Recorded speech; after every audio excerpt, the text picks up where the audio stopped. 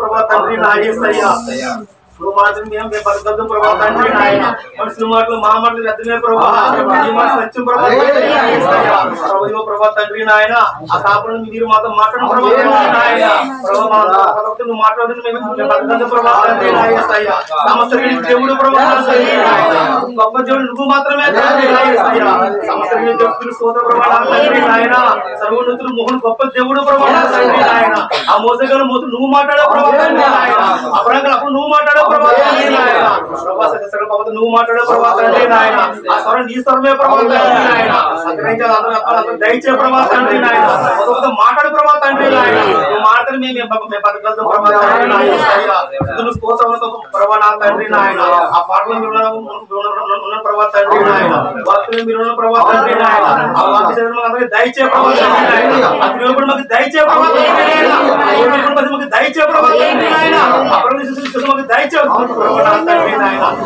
మాట్లాడు ప్రభా తండ్రి నాయన నువ్వు మాత్రమే తండ్రి నాయన ఒక పిల్ల నువ్వు మాత్రమే యోగుడు ప్రభా తండ్రి నాయన సమాధానకర్త నువ్వు మాత్రమే తండ్రి నాయన మాట్లాడు ప్రభా నా తండ్రి నాయన ఒక సాయం చేయ ప్రభా తండ్రి నాయన ప్రభా నీ వస్తుంది మమ్మల్ని చక్కని ప్రభా తండ్రి నాయన సరిజే ప్రభా తండ్రి నాయన సరిజే ప్రభా తండ్రి నాయన మాట్లాడడం మహిమా ఘనత ఆమేన్. హల్లెలూయా. దేవుని నామం మహిమ కలుగును గాక. మనం వాక్యం తెరిచి యోహాను సువార్త 4:16 నుంచి చదువుదాం. యేసు నువ్వు వెళ్ళి నీ పెనిమిటిని పిలుచుకొని ఇక్కడ రమ్మని ఆమెతో చెప్పాను. ఆ స్త్రీ నాకు పెనిమిటి లేడనగా యేసు ఆమెతో నాకు పెనిమిటి లేడని చెప్పిన మాట సరియే. నీకు 5 పెనిమిట్లుండేవి. ఇప్పుడున్నవాడు నీ పెనిమిటి కాడు, సత్యమే చెప్పితువా నేను. అప్పుడు ఆ స్త్రీ, అయ్యా నువ్వు ప్రవక్తవని గ్రహించుచున్నాను.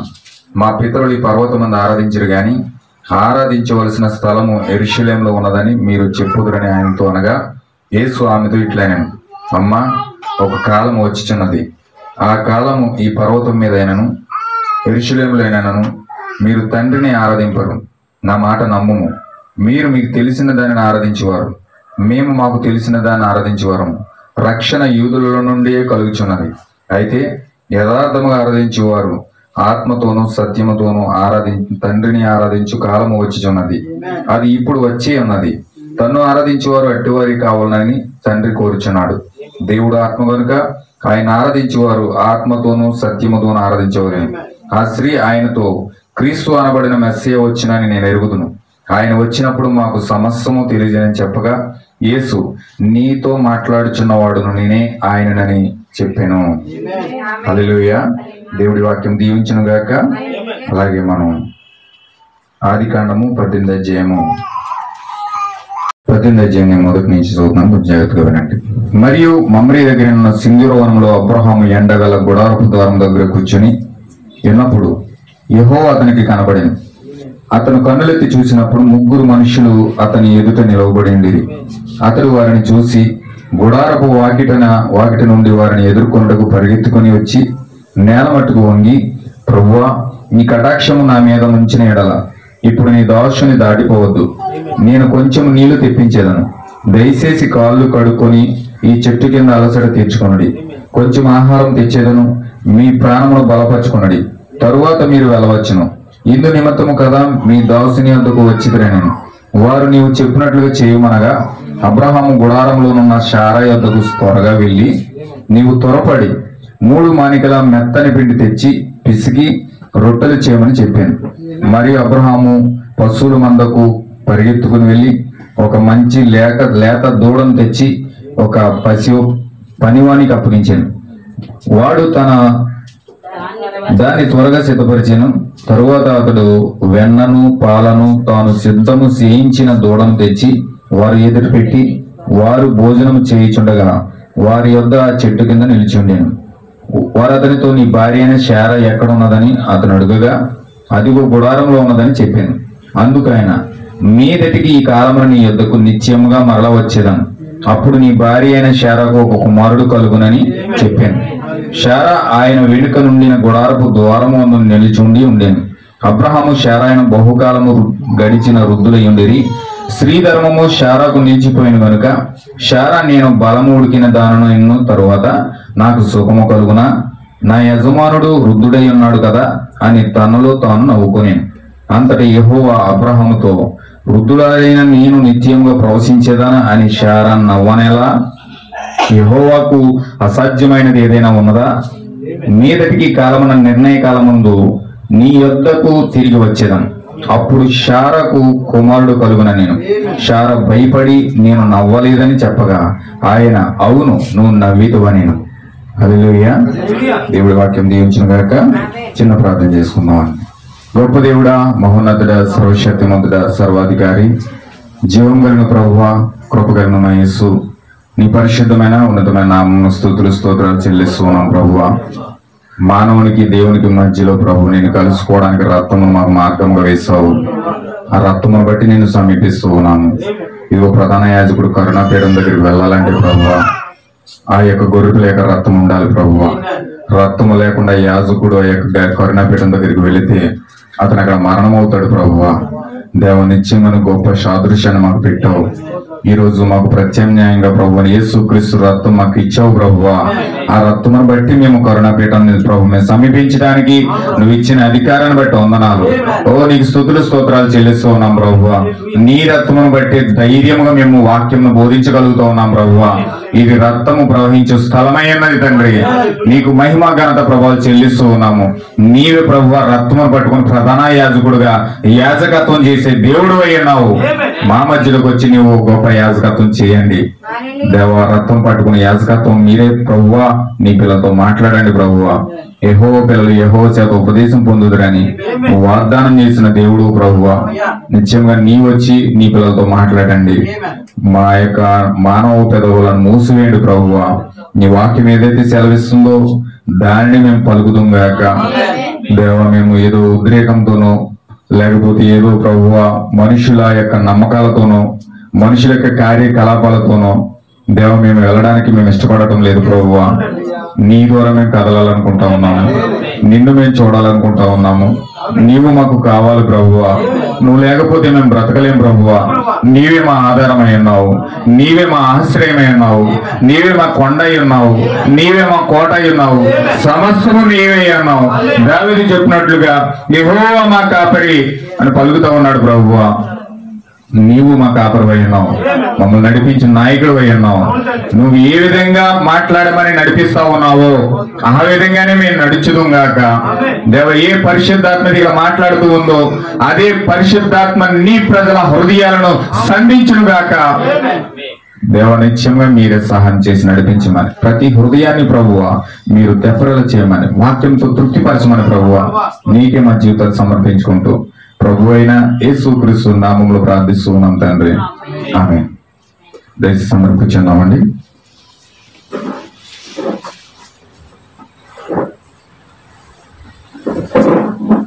హల్లెలూయా. దేవుని నామం మహిమ గాక. ఈ సమయంలో మనం వాక్యం భాగంలోకి వెళ్దాం. ఈరోజు చాలా మంది రాలేకపోయారు. పరిస్థితులు ఏ విధంగా ఉన్నాయో మనకైతే తెలీదు. అయితే దెయ్యం ఏ విధంగా ఆపుతుందో మనకు తెలీదు. అయితే దేవుని కోపం బట్టి మనం మరొక అవకాశం దేవుడు దయచేయాలని మనం ప్రార్థన చేద్దాం. నా కోసం కూడా ప్రార్థన చేయండి అందరూ కూడా. ఎందుకంటే కొత్తగా ఇక్కడ సేవ ప్రారంభించబడతా ఉంది. అయితే అసూయ వలన చాలా చాలా కార్యాలు జరుగుతూ ఉంటాయి. చాలా చాలా వెనక నుంచి బహిరంగంగా జరిగే కార్యాలు ఉంటాయి. వెనక నుంచి జరిగే కార్యాలు ఉంటాయి. రకరకాలుగా నన్ను ఒత్తిడి చేయడానికి దెయ్యం చాలా ప్రయాసపడుతుంది. 100% వాడు కృషి చేస్తూనే ఉన్నాడు. అయితే దేవుని శక్తి వలన పరిశుద్ధాత్మ యొక్క బలము వలన నేను ముందుకు పోవాలని నేను సిద్ధపడతా ఉన్నాను. హల్లెలూయా. దేవుని యొక్క ప్రత్యక్షత ముందు పాతాళలో ఒక ద్వారంలో నిలబడని నేరం అని దేవుడు వాగ్దానం చేశాడు. హల్లెలూయా. దేవుడు మనతో ఉన్నని చెప్పు. అది యోర్దానైనా అది ఫరో సైన్యమైనా అది ఏదైనా లెక్క కాదు. కానీ ఏదైనాను 2 ముక్కలుగా చీల్చి దానిలో నుంచి దేవుడు మార్గాన్ని సిద్ధపరచగలుగుతాడు. హల్లెలూయా. నా విశ్వాసం అది. ఆ యొక్క విశ్వాసంతో నేను వెళ్తా ఉన్నాను. హల్లెలూయా. కొత్తగా సేవ ప్రారంభించబడతా ఉంది కాబట్టి నేను అసలు యాక్చువల్గా ఒత్తిడి అనేది నేను డెనామినేషన్ నుంచి ఉంటుంది అనుకున్నాను ఇక్కడ సేవ ప్రారంభించారు. సార్ అలా లేదు. అయితే దేవుడే నాకు సహాయకుడిగా ఉన్నాడు. అయితే ఖచ్చితంగా ఏదైతే మనం పట్టుకున్నామో దానిని దేవుడి చిత్తమని మనం నమ్మినప్పుడు దాన్ని పట్టుకుని ముందుకు వెళ్ళిపోవడమే. హల్లెలూయా. అదే ధైర్యంతో నేను ముందుకు వెళ్తున్నాను. ఎవరికి భయపడవలసిన అవసరం లేదు. హల్లెలూయా. అయితే నా కోసం కొంచెం మీ యొక్క అనుదిన ప్రార్థనలో బలంగా మీరు ప్రార్థన చేయమని నేను కోరుతూ ఉన్నాను. హల్లెలూయా. ఎంతమంది ప్రార్థన చేస్తారండి? హల్లెలూయా. థ్యాంక్ యూ అండి.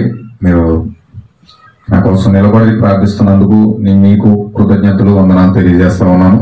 హల్లెలూయా. ఈ సమయంలో మనం వాక్యంలోకి వెళ్దాం.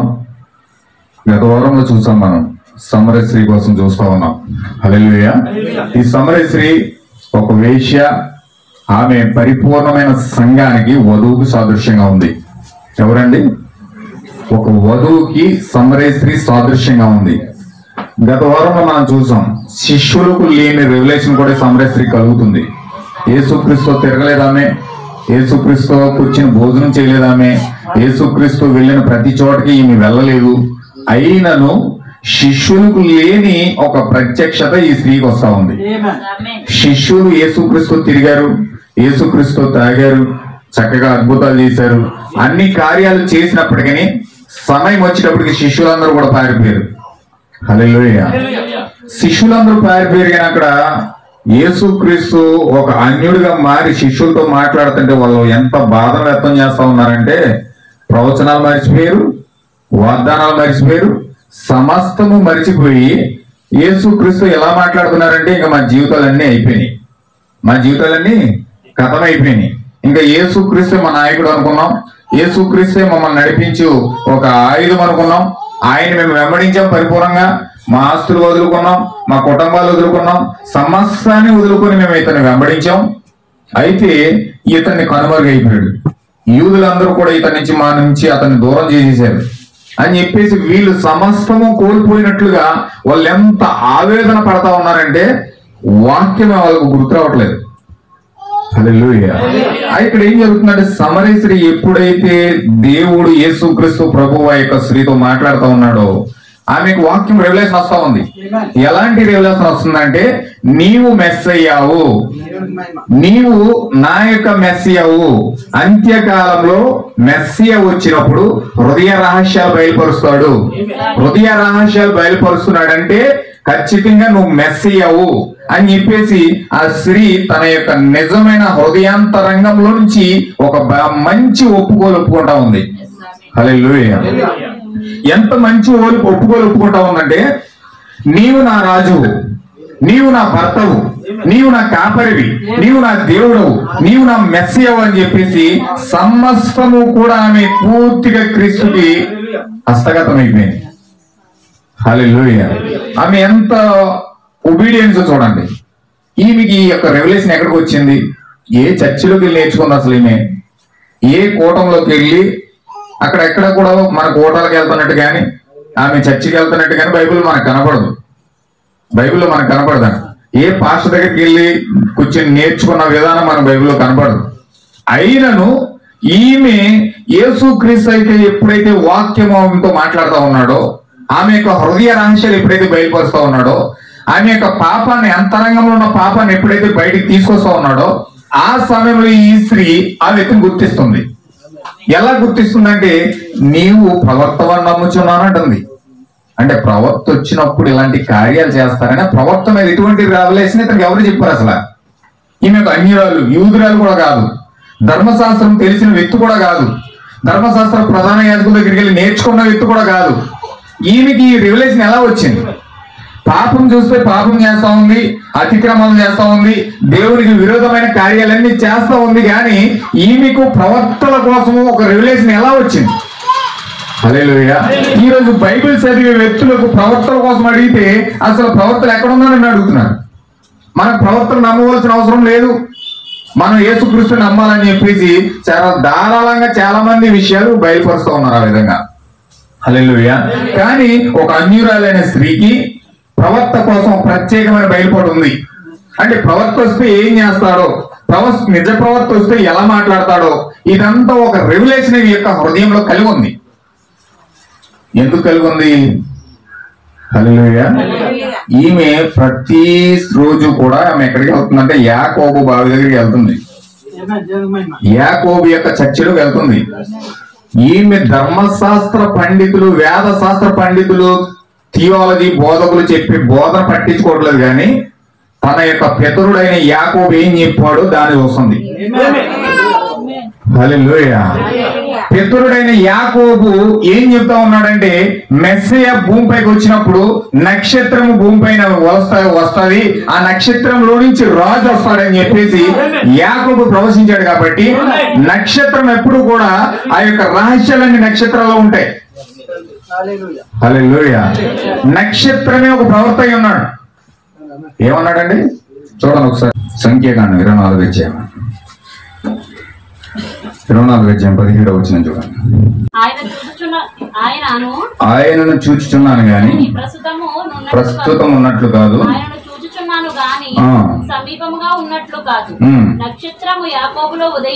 హల్లెలూయా. ఇప్పుడు నక్షత్రం ఎక్కడ ఉదయిస్తుందండి? యాకోబులో ఉదయిస్తుంది. నక్షత్రం ఎవరు? నక్షత్రమే ప్రవక్త అయి ఉన్నాడు. హల్లెలూయా. నక్షత్రమే ప్రవక్త అయి ఉన్నాడు. కాబట్టి ఈ యొక్క యాకోబు ప్రవచించిన ప్రవచనము ఈ యొక్క సమరయశ్రీ గుర్తొచ్చింది. ఈ సమరయశ్రీ గుర్తొచ్చి నక్షత్రము ప్రవక్త భూమిపైకి వచ్చినప్పుడు నక్షత్రంలో నుంచి ఆ యొక్క రహస్యాలన్నీ కూడా నక్షత్రాల ద్వారా శాస్త్రజ్ఞులు తెలుసుకుంటా ఉంటారు. హల్లెలూయా. రహస్యాలన్నీ ఎక్కడ ఉంటాయి? నక్షత్రాల్లో ఉంటాయి. అందుకే ఇక్కడ భూమి మీద ఏదైనా కావాలంటే, ఏదన్నా ఎవరన్నా రహస్యం తెలుసుకోవాలని, భవిష్యత్తు ఏంటన్నా నక్షత్రాలు చెప్తారు. నువ్వు పలానా రాశిలో పుట్టావు, నువ్వు పలానా రాశి, నువ్వు పలానా సంబంధించిన దానివి, నీ రాశిలో నీకు ఎలా జరిగిపోతుంది, నీ భవిష్యత్తు అంతా ఎక్కడ ఉంటుందా? నక్షత్రంలో ఉంటుంది. హల్లెలూయా. రాశులు బట్టి ఇక్కడ కదలికలు ఉంటున్నాయి, రాశులు బట్టి ఇక్కడ తేదీలు మారుతా ఉన్నాయి, రాశులు బట్టి మంచి గడియ చెడ్డ గడియ అని చెప్తా ఉన్నారు. హల్లెలూయా. ఇది మంచి గడియ, ఇది మంచి టైం, ఇది చెడ్డ టైం, ఈ టైంలో నువ్వు ఈ విధంగా చేయకూడదు, ఈ టైంలో నువ్వు ఈ విధంగా చేయాలని చెప్పి రాసులు చూసి, నక్షత్రాలు బట్టి, రాసులు చూసి, రాసులను బట్టి మీకు ఇక్కడ భవిష్యత్తు చెప్తా ఉన్నారు. అంటే అసలు భవిష్యత్తు అంటే ఎక్కడ ఉంది? నక్షత్రంలో ఉంది. అంటే నీ భవిష్యత్తును వివరించాలంటే నక్షత్రం రావాలి. నీ భవిష్యత్తు నీకు చెప్పాలంటే నక్షత్రం రావాలి. నక్షత్రం రాకుండా నీకు భవిష్యత్తు అంటే ఏంటో తెలియదు. హల్లెలూయా. కానీ ఇక్కడ వచ్చినోడేమో సమరశ్రీ యొక్క భవిష్యత్తు చెప్పేస్తా ఉన్నాడు. సమరశ్రీ యొక్క భవిష్యత్తు చెప్తా ఉంటే, అంటే నా భవిష్యత్తు చెప్పేవాడు ఎవరంటే నక్షత్రమే అన్నాడు. నక్షత్రం ఎవరంటే ప్రవక్త అయి ఉన్నాడు. నీవు బహుశా నువ్వు ప్రవక్త అని నేను నమ్ముతున్నాను అంటుంది. హల్లెలూయా. ఎప్పుడైతే ఆ విధంగా గుర్తించిందో ఆ యొక్క వ్యక్తి ఈ యొక్క లోతులో నుంచి ముందుకు ఇంకా తీసుకెళ్తాకు చూస్తా ఉన్నాడు. హల్లెలూయా. చూడండి, ఇప్పుడు ప్రవక్త అని చెప్పండి, ప్రవక్త కంటే ఇంకా మోర్ దెన్ ఏదో చూపించడానికి ప్రయత్నం చేస్తున్నాడు ఆయన. హల్లెలూయా. నేను ప్రవక్తనే. మోషే ప్రవచించాడు, మీ వంటి ప్రవక్తలలో ఒక ప్రవక్త మీ మధ్యలో పుడతాడు, అతని మాట వినని వారందరూ కూడా ప్రజల్లో నుంచి కొట్టువేయబడతారని చెప్పేసి మోషే ప్రవచించాడు. మోషే ప్రవచించినట్లుగానే నిజముగానే నేను ప్రవక్తగా వచ్చాను భూమిపైకి. అయితే ప్రవక్త కంటే మోర్ దెన్ నాలో ఏదో ఉంది, దాన్ని చూపించడానికి సమరశ్రీకి ప్రయత్నం చేస్తా ఉన్నాడు. హల్లెలూయా. ఈ యొక్క రెవల్యూషన్ ఒక శిష్యులు లేదు, ఈ రెవల్యూషన్ శాస్త్రులు లేదు, పరిచయం లేదు, సర్దుకులు లేదు, వాళ్ళు అలగారు లేదు అని పట్టించుకోరు కనుక. అయితే పక్కన తిరిగే శిష్యులు కూడా లేదు రెవల్యూషన్. వాళ్ళు కూడా దాన్ని చూడలేకపోతా ఉన్నారు, ప్రవచనాలు పట్టించుకోలేకపోతా ఉన్నారు. అసలు ప్రవచనాలు చూడని మందమతులారానే తిట్టించుకునే స్థితిలోకి వచ్చేసారు. హల్లెలూయా. మందమతులారా అని తిడుతూ ఉన్నాడు. అంటే వాళ్ళ యొక్క మనసు మందమైపోయింది. ఎంత మాత్రము వాక్యం యొక్క దృష్టి పెట్టకుండా, నెరవేర్చబడుతున్న ప్రవచనాల మీద దృష్టి పెట్టకుండా, నెరవేర్చబడుతున్న వాగ్దానం మీద దృష్టి పెట్టకుండా, వాళ్ళ మైండ్ ఇంక వేరే చోట ఎక్కడో ఉంది. వాళ్ళ మైండ్ వేరే చోట ఎక్కడ ఉంది, వాక్యం మీద లేదు, నెరవేర్చబడుతున్న వాక్యం లేదు, ధర్మశాస్త్రం మీద లేదు. వాళ్ళ మైండ్ ఎక్కడో పెట్టారు బహుశా. హల్లెలూయా. ఎక్కడో పెట్టి వాళ్ళ మైండ్ అంతా కూడా వాళ్ళ దేశం చుట్టే తిరుగుతూ ఉంది. నా దేశంలో ప్రజలు ఎలా ఉన్నారు, మంచి వ్యక్తిని తీసుకెళ్లి చంపేశారు. వీళ్ళు అలాంటి వాళ్ళు, వీళ్ళు ఇల్లంటి వాళ్ళు, వాళ్ళు అలా చేస్తున్నారు, వీళ్ళు ఇల్లే చేస్తున్నారు. వీళ్ళ దృష్టి అంతా కూడా ఈ చుట్టూనే తిరుగుతుంది కానీ, ఆ దేశం చుట్టే తిరుగుతుంది కానీ వీళ్ళ మైండ్ మాత్రం బైబిల్ మీదకి వెళ్ళట్లేదు లేదు. హల్లెలూయా. ఈ రోజు వాక్యాన్ని నమ్మే ప్రజలు కూడా ఆ రోజు శిష్యులు అయితే ఎలాగైతే ఉన్నారో వాక్యాన్ని నమ్మని వారి కోసం మనం పట్టించుకోవాల్సిన అవసరం కూడా లేదు. వాళ్ళు ఎలాగా నమ్మరు. కానీ వాక్యము అని చెప్పుకొని వాక్యం చుట్టూ తిరుగుతూ వాక్యాన్ని వింటూ ప్రార్థిస్తూ కూడా ఈ ప్రజల యొక్క మైండ్ వాక్యం మీద పెట్టడం లేదు. వాళ్ళ దృష్టి వాక్యం మీద లేదు. వాళ్ళ దృష్టి ఎక్కడో తిరుగుతూ ఉంది, లోకం మీద ఎక్కడో తిరుగుతూ ఉంది. ఎక్కడో పరిసర ప్రాంతాల వైపు, చర్చిల వైపు, సంఘాల వైపు, అటువైపు ఇటువైపు వాళ్ళ దృష్టి అటు ఇటు తిప్పుతూనే ఉన్నారు కానీ వాళ్ళ మైండ్ మాత్రం బైబిల్ మీద పెట్టడం లేదు. వాళ్ళ మైండ్ వాక్యం మీద పెట్టడం లేదు. హల్లెలూయా. ఎప్పుడైతే ఈ సమరయ స్త్రీ అనగా వధువు సాదృశ్యం, అందుకే నేను చెప్పాను, వధువు ఎప్పుడు చుట్టుపక్కల జరుగుతున్న పరిసర ప్రాంతాల వైపు ఆమె దృష్టి ఉండదు. ఆమె దృష్టి ఆ విధంగా లేదు. ఆమె లైఫ్ స్టైల్ ఆ విధంగా లేదు. ఆమె ఏం చేస్తుందంటే వెతుకుతూ ఉంది. ఆమె హృదయంలో వెతుకుతూ ఉంది. ఆమె యొక్క దాహం ఏంటంటే నేను ఎప్పటికైనా సరే నేను దేవుణ్ణి కలుసుకోవాలి. దేవుడు కలుసుకోవాలంటే నేనేం చేయాలి? యాకోబు ఏం చెప్పాడు? మోషే ఏం చెప్పాడు? అబ్రహాం ఏం చెప్పాడు? యెషయా ఏం చెప్పాడు? ఇస్సాకు ఏం చెప్పాడు? వీళ్ళందరూ ఏం చెప్తున్నారో అవన్నీ కూడా పరిశీలించుకుంటూ ఉంది. ఈ విషయం ఎవరికి తెలియదు. ఈ విషయం ఎవరికి తెలియదండి. కనీసం పక్కింటోడు కూడా పంచుకోవట్లేదు. ఆమె పక్కింటోడు కూడా చెప్పట్లేదు. ఈమె హృదయంలో ఒక దాహం ఉంది. ఒక హృదయంలో ఒక భయంకరమైన ఈడ్పు అతను ఆమెను లాగుతూ ఉంది. హల్లెలూయా. మన హృదయంలో కనుక అవి ఈడుపు లేకపోతే మనం దేవుడిని కలుసుకోలేము. మనం దేవుడిని కలుసుకోవాలంటే నీ హృదయంలో ఈడ్పు ఉండాలి. నీ హృదయంలో వాక్యం మీద ఒక దాహం ఉండాలి.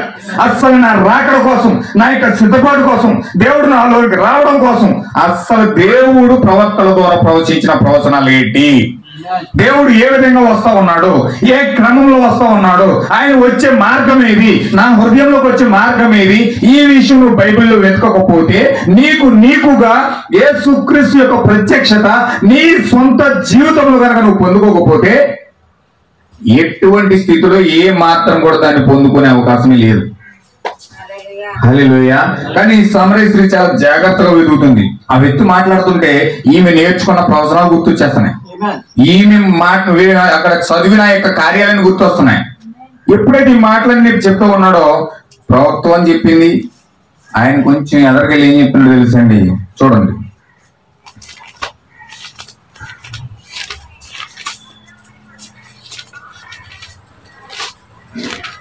హల్లెలూయా. ఆయన ప్రవక్తని 19వ వచనం. అప్పుడు ఆ స్త్రీ, అయ్యా నీవు ప్రవక్త అని గ్రహించుచున్నాను.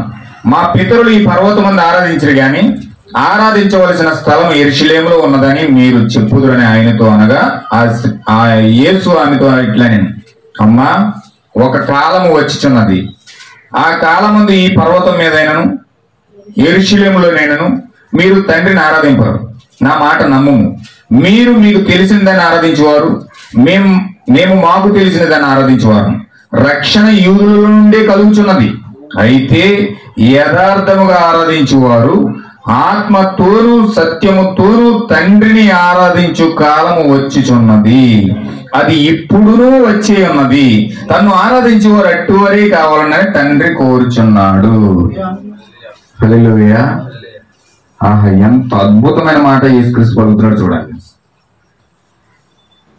అతను అంతరంగంలో తెలిపాడు. ఇప్పుడు శరీరంలో నుంచి ఏమని దర్శించాడు, శరీరం ద్వారా మాట్లాడుతూ ఉన్నాడు. ఈ శరీరం ద్వారా ఎప్పుడైతే మాట్లాడాడో ఈ శరీరానికి ప్రవచనాలు కావాలి, ఈ శరీరానికి వాగ్దానాలు కావాలి, ఈ శరీరానికి వాక్యాన్ని గుర్తింప చేయడానికి తగిన ఆ యొక్క కాలము వాక్యము శరీరంలో ఉంది. హల్లెలూయా. ధర్మశాస్త్రం అంటే ఏంటండి? ధర్మశాస్త్రం అంటే ఏంటి? ఈ శరీరం అయి ఉంది. ఈ శరీరాన్ని దర్శించాలంటే ధర్మశాస్త్రం కావాలి. ధర్మశాస్త్రమే ఈ శరీరం. ఇప్పుడు ధర్మశాస్త్రంలో ప్రవక్తలు ఏ విధంగా యొక్క మెస్సియా కోసం ప్రవచించారో ఆ ప్రవచనాల గుండా ప్రవక్తను ఈ యొక్క స్త్రీ గుర్తించింది. హల్లెలూయా.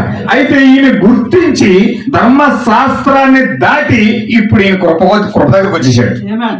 హల్లెలూయా. శరీరం దాటి ఇప్పుడు ఆత్మలో వచ్చాడు. ఇప్పుడు ఆత్మతో మాట్లాడటం మొదలు పెట్టాడు.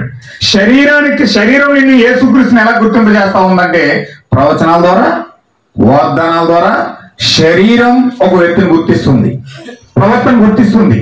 ప్రవక్త శరీరాన్ని గుర్తించాలంటే నీకు ప్రవచనాలు తెలియాలి, వాగ్దానాలు తెలియాలి. వాగ్దానాన్ని బట్టి నువ్వు ప్రవర్తన గుర్తిస్తావు, ప్రవచనాల బట్టి నువ్వు ప్రవర్తన గుర్తిస్తావు. అది ఈ శరీరానికి సంబంధించిన మాత్రమే. హల్లెలూయా. అయితే ఆయన ఏం చేస్తున్నాడంటే శరీరాన్ని దాటి ఆత్మలోకి వెళ్తా ఉన్నాడు. ఇప్పుడు ఆత్మలోకి వెళ్ళి ఇప్పుడు ఆత్మని డీల్ చేస్తా ఉన్నాడు. ఆత్మను టచ్ చేశాడు, ఆత్మతో మాట్లాడుతున్నాడు.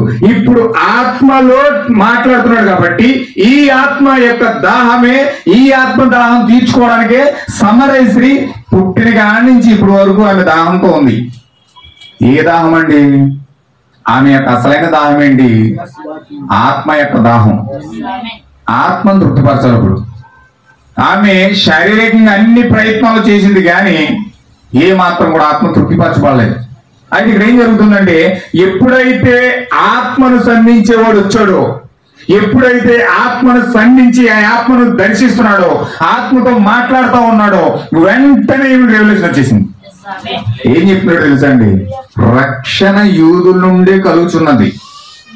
నిజమే, కానీ అది వారు కాదు. రక్షణ యూదుల్లో నుంచే వస్తుంది కానీ అది వారికి కాదు. ఎవరికది? ఎవరైతే ఆత్మతోనూ సత్యముతోనూ ఆరాధించాలని ప్రయాస పడతా ఉన్నారో, ఎవరైతే ఆత్మను పొందుకోవాలని దాహంతో ఉన్నారో, హల్లెలూయా, వారికి ఇది చెందుతుంది అని చెప్పాడు. హల్లెలూయా. ఇంతకీ అక్కడ దాహంతో ఉన్నది ఎవరు? అక్కడ దాహంతో ఉన్నది ఎవరు? ఆ స్త్రీయ దాహంతో ఉంది. ఆత్మను పొందుకోవాలని ఆరాటపడతా ఉంది. ఆత్మను పొందుకోవాలని ఎంత మితిమీరిన దాహంతో ఆమె ఎదురు చూస్తా ఉంది. హల్లెలూయా. శరీర సంబంధంగా అయితే ఆమె జీవితం పోలే, ఆమె జీవితం కరెక్ట్ గా లేదు. అయినను ఆమె యొక్క ఆత్మలో దాహం ఏంటంటే నేను నా యొక్క ఆత్మను తృప్తిపరచాలంటే నా యొక్క ఆత్మను సృజించిన వ్యక్తి నా దగ్గరికి రావాలి. ఆమె చాలా ప్రయాసపడుతుంది, చాలా ఎదురు చూస్తా ఉంది.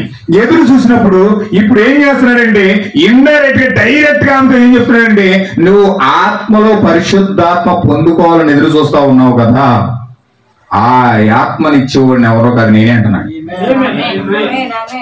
ఆత్మ యూదులకు కాదు, ఆత్మ యూదుల నుంచే వచ్చింది. యూదులే ఆత్మను అన్యజనులకు పంపిస్తా ఉన్నారు. హల్లెలూయా. రక్షణ అనేది యూదుల్లో నుంచే రావాలి. ఇప్పుడు యూదులే ఆ రక్షణ తీసుకొచ్చి అన్యుల చేతిలో పెట్టాలి. హల్లెలూయా. అయితే అది వారికి కాదు, రక్షణ వారికి కాదు. రక్షణ ఇప్పుడు నీకు కావాలి. ఆత్మ వారికి కాదు, ఆత్మ ఇప్పుడు నీకు కావాలి. ఎందుకంటే నీవు నా ఆత్మలో ఆత్మ అయి ఉన్నావు, నా శరీరంలో శరీరమై ఉన్నావు, నా భాగంలో నువ్వు భాగమై ఉన్నావు. ఇప్పుడు నా ఆత్మ తీసి నీలో పెట్టడానికి వచ్చాను నేను. హల్లెలూయా. ఎప్పుడైతే ఆ మాటలు మాట్లాడుతున్నాడో కన్నీరు ఆగట్లేదు నీకు సమరశ్రీకి. అంటే ఆత్మ ఒక అన్యురాలకి ఇవ్వాలంటే ఇది మెస్సియా తప్ప వేరొక వ్యక్తి చేయలేడు. ఈమె స్టేజ్ దాటేసింది. ఇప్పుడు ప్రవర్తన దాటి స్టేజ్ దాటి ముందుకు వెళ్ళిపోయింది. ముందుకు వెళ్ళిపోయి ఇప్పుడు ఏం చేస్తుందంటే ఆత్మ ఒక అన్యజనుల దగ్గరికి వస్తా ఉందంటే, ఆత్మను అన్యజనుల దగ్గర తీసుకొస్తున్నాడంటే ఈయన దేవుడు తప్ప మరొకడు కాదు. హల్లెలూయా. అంటే ఆమె స్టేజ్ చూడండి. ఆమె యొక్క స్టేజ్ ఎప్పుడైతే దాటిందో ఆ స్టేజ్ ను దాటి మెస్సియాను గుర్తించడానికి ఆత్మను బట్టి మెస్సియాను గుర్తించింది. హల్లెలూయా. మనము కూడా వాక్యం తెలిసి, సత్యము తెలిసి, ప్రవచనాలు తెలిసి, ప్రవర్తన గుర్తించి ఆ తరువాత మనం ఈ విధంగా నడిచేయడం ద్వారా ఏ ఉపయోగం లేదు. కానీ నీ జీవితంలో మెస్సియా కనపడాలంటే హల్లెలూయా నీవు పరిశుద్ధాత్మ బాప్తిజాన్ని పొందుకుంటేనే గాని నీవు ఆ మెస్సియాను నువ్వు కనుగొనలేవు నీ హృదయంలో.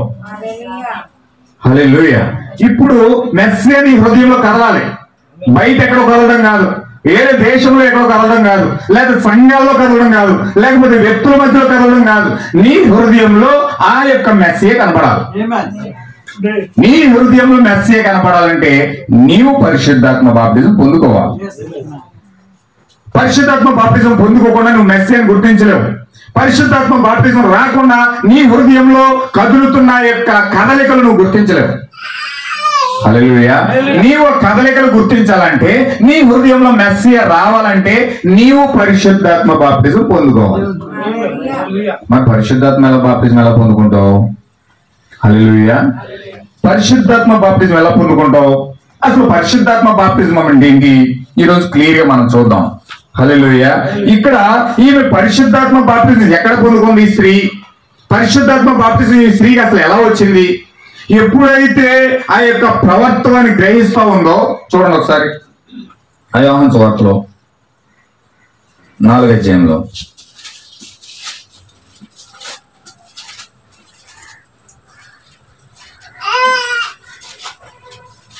10వ వచనం నుంచి చదువుతాను చూడండి.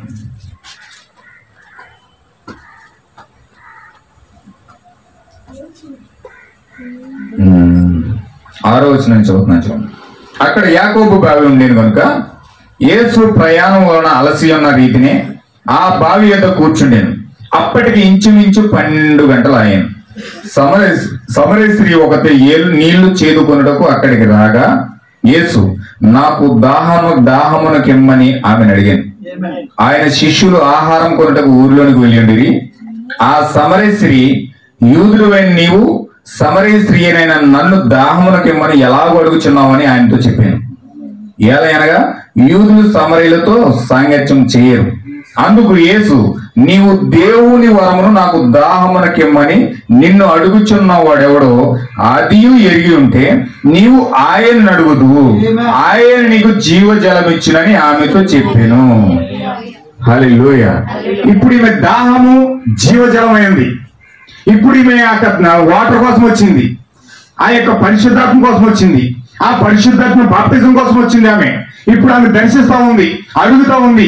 అసలు నిన్ను అడుగువాడు ఎవరో తెలుసుంటే నువ్వు ఆయన్ని దాహాన్ని అడుగుతావు. నువ్వు ఇప్పుడు నీళ్ళ కోసం వచ్చావు, ఆ నీళ్ళు ఇచ్చేవాడిని నేను వచ్చాను. ఇప్పుడు నేను నన్ను కనుక నువ్వు వెరుగుంటే ఆ నీళ్ళు ఇప్పుడు నన్ను అడుగుతావు. హల్లెలూయా. చూడండి. అప్పుడు ఆ స్త్రీ, అయ్యా ఈ బావి లోతైనది, చేదుకొనుటకు నీకేమీ లేదే, జీవజలము నీకు ఎలాగ దొరుకును? తానును తన కుమారులను పశువులను ఈ బావిలో నీళ్లు తాగి మాకు ఇచ్చిన మా తండ్రి అని యాకోబు కంటే నువ్వు గొప్పవాడువా అని ఆయన అడిగాను. హల్లెలూయా. అంటే నేను జీవజలం ఇచ్చేవాడిని, నేను ఇది అని యేసుక్రీస్తు చెప్పుకుంటా ఉంటే ఈవిడ ఎలా అడుగుతుంది? ఆహా సరే అయితే నువ్వు యాకోబు కంటే గొప్పడు వీటికి. మా యాకోబు ఎలాంటో తెలుసా? దూతల దర్శనం పొందుకున్నాడు. హల్లెలూయా. పరలోక దర్శనం పొందుకున్నాడు. ఆ ఎబ్బెకు రేవు దగ్గర పోరాడి దూతలతో దెబ్బలాడి, హల్లెలూయా, ఆ యొక్క పరిశుద్ధాత్మ బాప్తిజం పొందుకున్నాడు. పోరాటం చేసి పరిశుద్ధాత్మ పొందుకున్నాడు. అదే పోరాటం ఇప్పుడు నేను చేస్తున్నాను. హల్లెలూయా. ఇప్పుడు ఆ పోరాటం నేను కూడా కలిగి ఉన్నాను. నా యాకోబు వలె నేను ఆ పోరాటం కలిగి ఉన్నాను. ఇప్పుడు ఆ పోరాటం నేను చేస్తూ నేను ఆ దాహంతో ఆరాటపడతా ఉన్నాను. ఆ యాకోబు కంటే గొప్పడు నువ్వు. హల్లెలూయా. ఆయన ఏం చెప్తున్నాడు చూడండి. అప్పుడు ఆ స్త్రీ, అందుకు యేసు, ఈ నీళ్లు త్రాగు ప్రతి వాడును మరలా తప్పికొనను, నేనిచ్చి నీళ్లు త్రాగు వాడు ఎల్లప్పుడూ తప్పికొనడు. నేను వానికి ఇచ్చిన నీళ్లు నిత్య జీవమునకే వానిలో ఊరేడి నీటి బొగ్గగా ఉండును. హల్లెలూయా. ఎంత స్పష్టంగా యేసుక్రీస్తు మాట్లాడుతూ ఉన్నాడు చూడండి. నిత్య జీవం అంటే ఏంటండి? నిత్య జీవమే పరిశుద్ధాత్మ అన్నది. నిత్య జీవమే పరిశుద్ధాత్మ బాప్తిజమై ఉన్నది. ఇప్పుడు పరిశుద్ధాత్మ బాప్తిజం నేను ఇస్తున్నాను. యాకోబు పొందుకున్నది కేవలం భౌతిక సంబంధమైన మాత్రమే, కానీ అది పొందుకుని యాకోబు చనిపోయాడు. ఆ యొక్క ఆత్మ పొందుకుని యాకోబు చనిపోయాడు. ఒక కొంచెం భాగం మాత్రమే యాకోబు పొందుకున్నాడు, పరిపూర్ణంగా యాకోబు పొందుకోలేదు. అది పొందుకొని అతను పోరాడి కొంచెము భాగం మాత్రమే పొందుకున్నాడు, అయినను చనిపోయాడు. అది పొందుకున్న వాళ్ళందరూ కూడా చనిపోతారు. హల్లెలూయా. కానీ నేను ఇచ్చే నిత్య జీవం కనుక పొందుకుంటే మరణంలో నుంచి జీవంలో దాటేస్తారు. అసలు మరణం లేని జీవితం అది. హల్లెలూయా. అలాంటి నిత్య జీవాన్ని, మరణం లేని జీవితాన్ని నేను ఇప్పుడు ఇవ్వడానికి వచ్చాను. హల్లెలూయా. ఇప్పుడైతే ఆ విధమైన మాటలు మాట్లాడుతూ ఉన్నాడో ఇప్పుడు ఆమెకి ఎంత ఆశ కలిగిపోయిందంటే, ఇప్పుడు యాకోబు కాదు నాకు కావాల్సింది, నీవు కావాలి ఇప్పుడు. హల్లెలూయా. ఇప్పుడు యాకోబు కంటే నువ్వు గొప్పవాడు అని చెప్పుకుంటున్నావు కాబట్టి, యాకోబు ఒక భౌతిక సంబంధమైన పొందుకుంటే నువ్వు ఆత్మ సంబంధమైన ఇస్తానంటున్నావు కాబట్టి నేను పరిపూర్ణంగా నేను నమ్ముతూ ఉన్నాను. హల్లెలూయా. చూడండి, ఆ స్త్రీ ఆయనను చూసి, అయ్యా నేను దప్పికొండకున్నట్లు చేదు కొనుటకు ఇంత దూరం రాకున్నట్లు ఆ నీళ్లు నాకు దయచేయమని అడుగుగా. ఇప్పుడు కలిగింది కోరిక, ఇప్పుడు కలిగింది దాహం. ఎలాంటి దాహం కలుగుతుందంటే, ఇప్పుడు ఆ నిత్య జీవం నాకు కావాలి, ఇప్పుడు ఆ పరిశుద్ధాత్మ బాప్తిజం నాకు కావాలి, ఇప్పుడు ఆ యొక్క దాహంతో నేను నీ వైపు నేను చూస్తా ఉన్నాను, నాకు అది దయచేయమని ప్రార్థిస్తా ఉంది. హల్లెలూయా. చూడండి, అప్పుడు యేసుక్రీస్తు ఏం చెప్పాడని చూడండి, 16వ వచనం. యేసు నువ్వు వెళ్ళి నీ పెనిమిటిని పిలుచుకుని రమ్మని ఆమెతో చెప్పాను. ఇప్పుడు ఇక్కడ ఏం చెప్తుందో చూడండి స్త్రీ. యేసుక్రీస్తు చెప్తా ఉన్నాడు, యేసు నువ్వు వెళ్ళి నీ పెనిమిటిని పిలుచుకొని ఇక్కడ రమ్మని ఆమెతో చెప్పాను. ఆ స్త్రీ, నాకు పెనిమిటి లేడనగా యేసు ఆమెతో, నాకు పెనిమిటి లేడని నువ్వు చెప్పిన మాట సరియే, నీకు 5 పెనిమిట్లు ఉండిరి, ఇప్పుడున్నవాడు నీ పెనిమిటి కాడు, సత్యమే చెప్పితు అని. హల్లెలూయా. ఈమెకి ఎలాంటి రెవల్యూషన్ ఈ యొక్క యేసుక్రీస్తు ఇస్తున్నాడు చూడండి. ఇప్పుడు ఈమె 5 పెనిమిట్లు కలిగి ఉంది. ఇది ఎవరికి తెలియదు, ఆమె యొక్క హృదయాంతరంగంలో ఉన్న సీక్రెట్ ఇది. హల్లెలూయా. ఇప్పుడు ఈ సీక్రెట్ తో ఇంక కదులుతా ఉంది. ఈ 5 పెనిమిట్లు ఎవరంటే, శరీరంలో ఉన్న 5 ఇంద్రియాలు ఉన్నాయి. ఈ శరీరంలో ఉన్న 5 ఇంద్రియాలతోనే ఇవి నడిపించబడతా ఉంది. హల్లెలూయా. కళ్ళు చూసిన వాటితో నడిపించబడతా ఉంది, చేతులతో నడిపించబడతా ఉంది, ముక్కుతో వాసన చూస్తూ నడిపించబడతా ఉంది. ప్రతి 5 ఇంద్రియాల ద్వారానే ఆమె యొక్క కదలికలు ఉన్నాయి. హల్లెలూయా. కదలికలన్నీ 6వ వరకు నడిపించుకుంటూ ఉంది. ఈ 5 ఇంద్రియాలని నడిపించేది ఎవరు? ఈ 5 ఇంద్రియాలని 6వ వాడు నడిపిస్తాడట. ఎవరండి? ప్రాణంలో ఉన్న విశ్వాసం. హల్లెలూయా. ఈ ప్రాణంలో ఉన్న విశ్వాసం ఏం చేస్తుందంటే, ఈ యొక్క 5 ఇంద్రియాలని నడిపిస్తూ ఉంది. శరీరానికి ఉన్న కోరికలన్నీ తీరుస్తూ ఉన్నారు, కళ్ళు చూసిన వాటిని కోరుకుంటా ఉన్నాయి, స్పర్శ కావాల్సిన దాన్ని స్పర్శిస్తూ ఉన్నారు. హల్లెలూయా. ఈ 5 ఇంద్రియాలతో కదులుతూ పాపము నుంచి విడిపించుకోలేనంత స్థితిలో భయంకరంగా ఈమె అస్తవ్యస్తమైపోయి ఉంది. ఎవరండి? సమరేశ్వరి. ఈ సమరేశ్వరి 5 ఇంద్రియాలతో నడిపించబడుతూ, శరీర కోరికలతో నడిపించబడుతూ, శరీర ఆశలతో, నేత్రాశతో, జీవపు డంబముతో ఆమె ఆ విధంగా బయలుదేరి ఆ విధంగా జీవిత గమనాన్ని నడిపిస్తా ఉంది. హల్లెలూయా. ఈమె ఎప్పుడైతే ఈ 5 ఇంద్రియాలతో నడిపిస్తున్న సీక్రెట్ ఎప్పుడైతే ఈ యొక్క యేసుక్రీస్తు బయలుపరుస్తూ ఉన్నాడో, అమ్మ నువ్వు నడిచేది శరీరం వలన కాదు, శరీరంలో ఉన్న 5 ఇంద్రియాలు గట్టి కాదు నువ్వు నడిచేది. నీవు నడిచేది ఆ శరీరాన్ని నడిపిస్తున్న 6వ వాడైన అవిశ్వాసంతో కాదు నువ్వు నడిచేది. హల్లెలూయా. లోపల విశ్వాసమైన 7వ వాడు నడుపు, ఆత్మ ఉన్నప్పుడు, పరిశుద్ధాత్మ ఉన్నప్పుడు, వాక్యం అయినప్పుడు, ఆ వాక్యం దగ్గరికి వెళ్ళి నీ యొక్క ఆత్మను, నీ యొక్క శరీరమును ఆ వాక్యానికి నువ్వు సమర్పించుకున్నప్పుడు, హల్లెలూయా, ఇప్పుడు ఈ వాక్యము ఈ 5 ఇంద్రియాలని నడిపిస్తుంది. హల్లెలూయా. ఈ వాక్యం ఈ 5 ఇంద్రియాలను ఎప్పుడైతే పరిపాలన చేస్తా ఉందో, ఈ వాక్యం ఈ 5 ఇంద్రియాలను ఎప్పుడైతే రూల్ చేస్తా ఉందో, అప్పుడు ఈ వాక్యము ఈ 5 ఇంద్రియాలని పట్టుకొని నిన్ను వాక్యం దగ్గరికి తీసుకెళ్తాది, పరిశుద్ధాత్మ దగ్గరికి తీసుకెళ్తాది, ఆ దాహము తీర్చుకునే విశ్వాసం నీలోకి తీసుకొస్తాది అని ఎప్పుడైతే యేసుక్రీస్తు బోధ మొదలు పెట్టాడో, ఎవరికండి? సమరస్త్రీకి. సమరస్త్రీకి ఎప్పుడైతే అటువంటి బోధ చేస్తా ఉన్నాడో, ఇప్పుడు వరకు పాస్టర్ ఏమో వాగ్దానాల కోసము, అట్ల కోసము, ఇట్ల కోసము, సంఘం కోసం, చర్చిలో ఉన్న ప్రాబ్లమ్స్ కోసం, అన్నిటి కోసం చెప్తున్నాడు. అసలు ఈ యొక్క జయించే శక్తి ఎక్కడున్నదో ఈమె చెప్పట్లేదు. ఈ స్త్రీకి ఈ పాపాన్ని జయించాలని కోరుకుంది, కానీ జయించలేకపోతా ఉంది. ఈ స్త్రీకి ఆ పాపం నుంచి విడుదల పొందాలని ఉంది, కానీ విడుదల పొందలేకపోతా ఉంది. ఈ స్త్రీకి ఆ పాపపు బానిసత్వం నుంచి బయటికి రావాలని ఉంది, కానీ రాలేకపోతా ఉంది. ఎలా రావాలో ఎవరో చెప్పట్లేదు, ఎలా విడిపించబడాలో ఎవరు చెప్పట్లేదు. ఈ మార్గం తెలియట్లేదు. అయోమయ జీవితంలో ఉంది. విడిపించబడాలనుకుంటుంది, విడిపించబడలేకపోతా ఉంది. ప్రార్థన చేయాలనుకుంటుంది, చేయలేకపోతా ఉంది. దేవుని యొక్క వాక్యంతో సహవాసం చేయాలనుకుంటుంది, చేయలేకపోతా ఉంది. ఎందుకు ఈ విధంగా నువ్వు చేయలేకపోతా ఉన్నావు అని ఎవరు కూడా ఈమెతో ఏమీ చెప్పట్లేదు.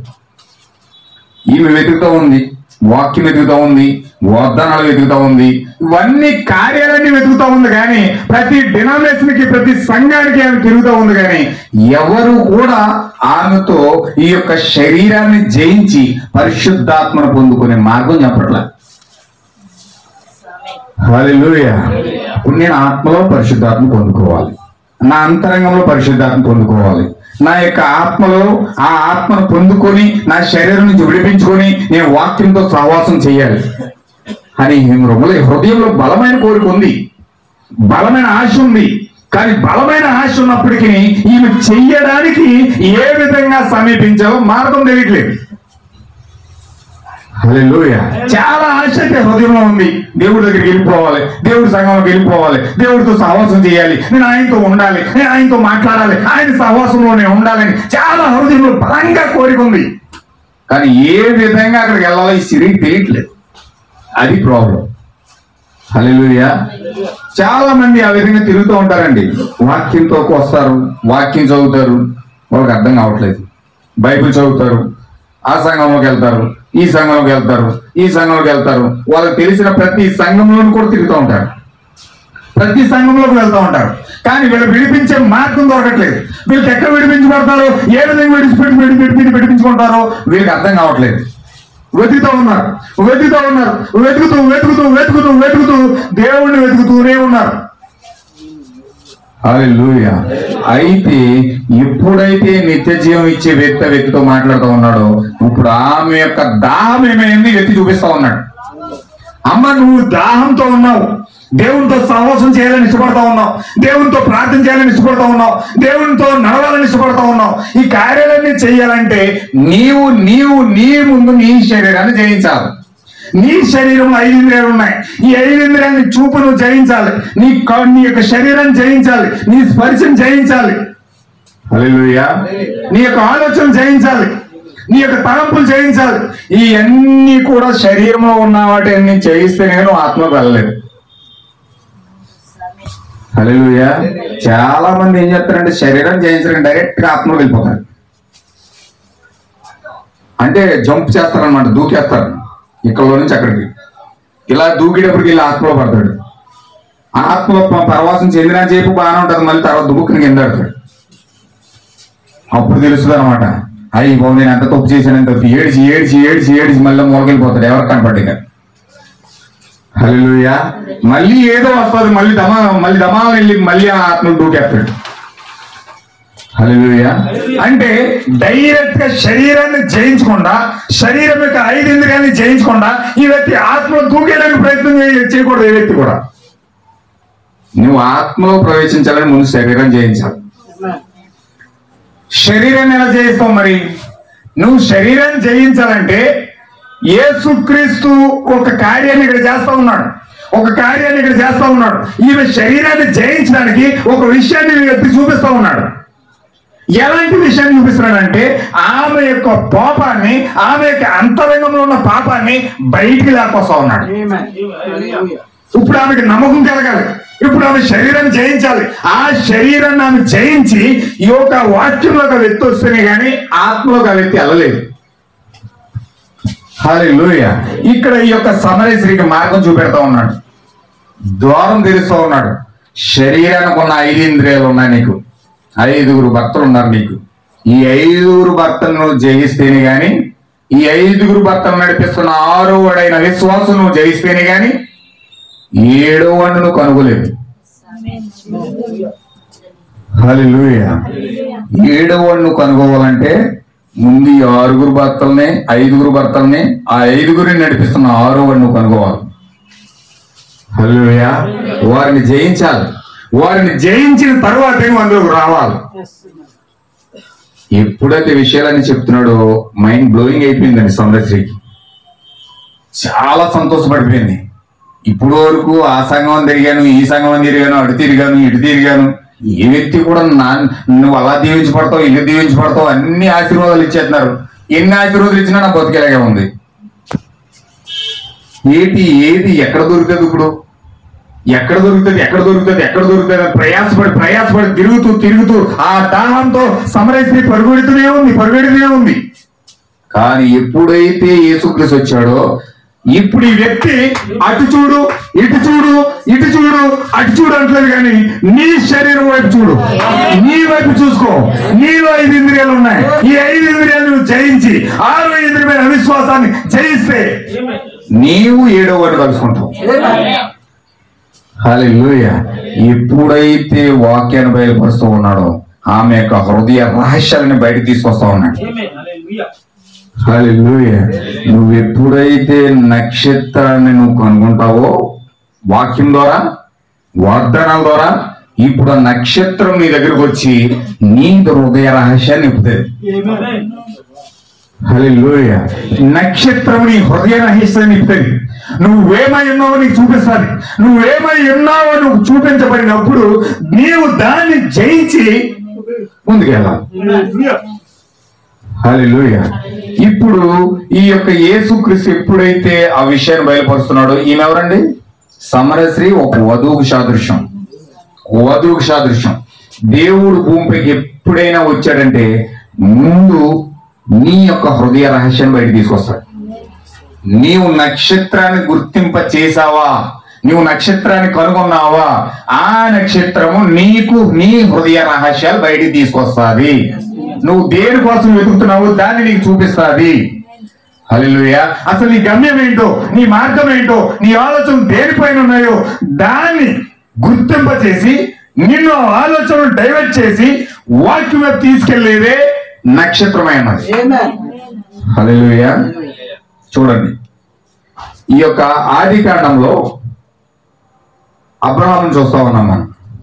ఈ అబ్రహాం యొక్క దాహం ఎలాంటి దాహం అంటే, యేసుక్రీస్తు యొక్క స్వరం ఎప్పుడైతే విన్నాడో, యేసుక్రీస్తు యొక్క స్వరాన్ని ఎప్పుడైతే ఈ యొక్క హృదయంలో పడిందో, అతని యొక్క హృదయం అప్పుడు కూడా ఎల్లప్పుడు కూడా దేనికోసం కొట్టుకుంటుందంటే లబ్డబ్ అని కొట్టుకునే దానికి బదులుగా యేసుక్రీస్తుని చూడాలి, దేవుణ్ణి చూడాలి.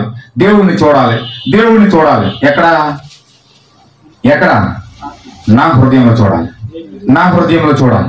ఆ దేవుడు ఎప్పుడు నా హృదయంలోకి వస్తాడని నిరంతరము కూడా దానికోసమే ప్రయాసపడతా ఉన్నాడు. యోబుకి దేవుడు, ఆ యొక్క అబ్రహాముకి దేవుడు అతన్ని తృప్తిపరచడానికి చాలా కార్యాలు చేశాడండి. 1, 2 కాదు, సమస్త ఆశీర్వాదాలను అబ్రహాం ఇచ్చేసాడు దేవుడు. పాలు తేలు ప్రవహించి దేశాన్ని ఇచ్చాడు ఏకంగా. హల్లెలూయా.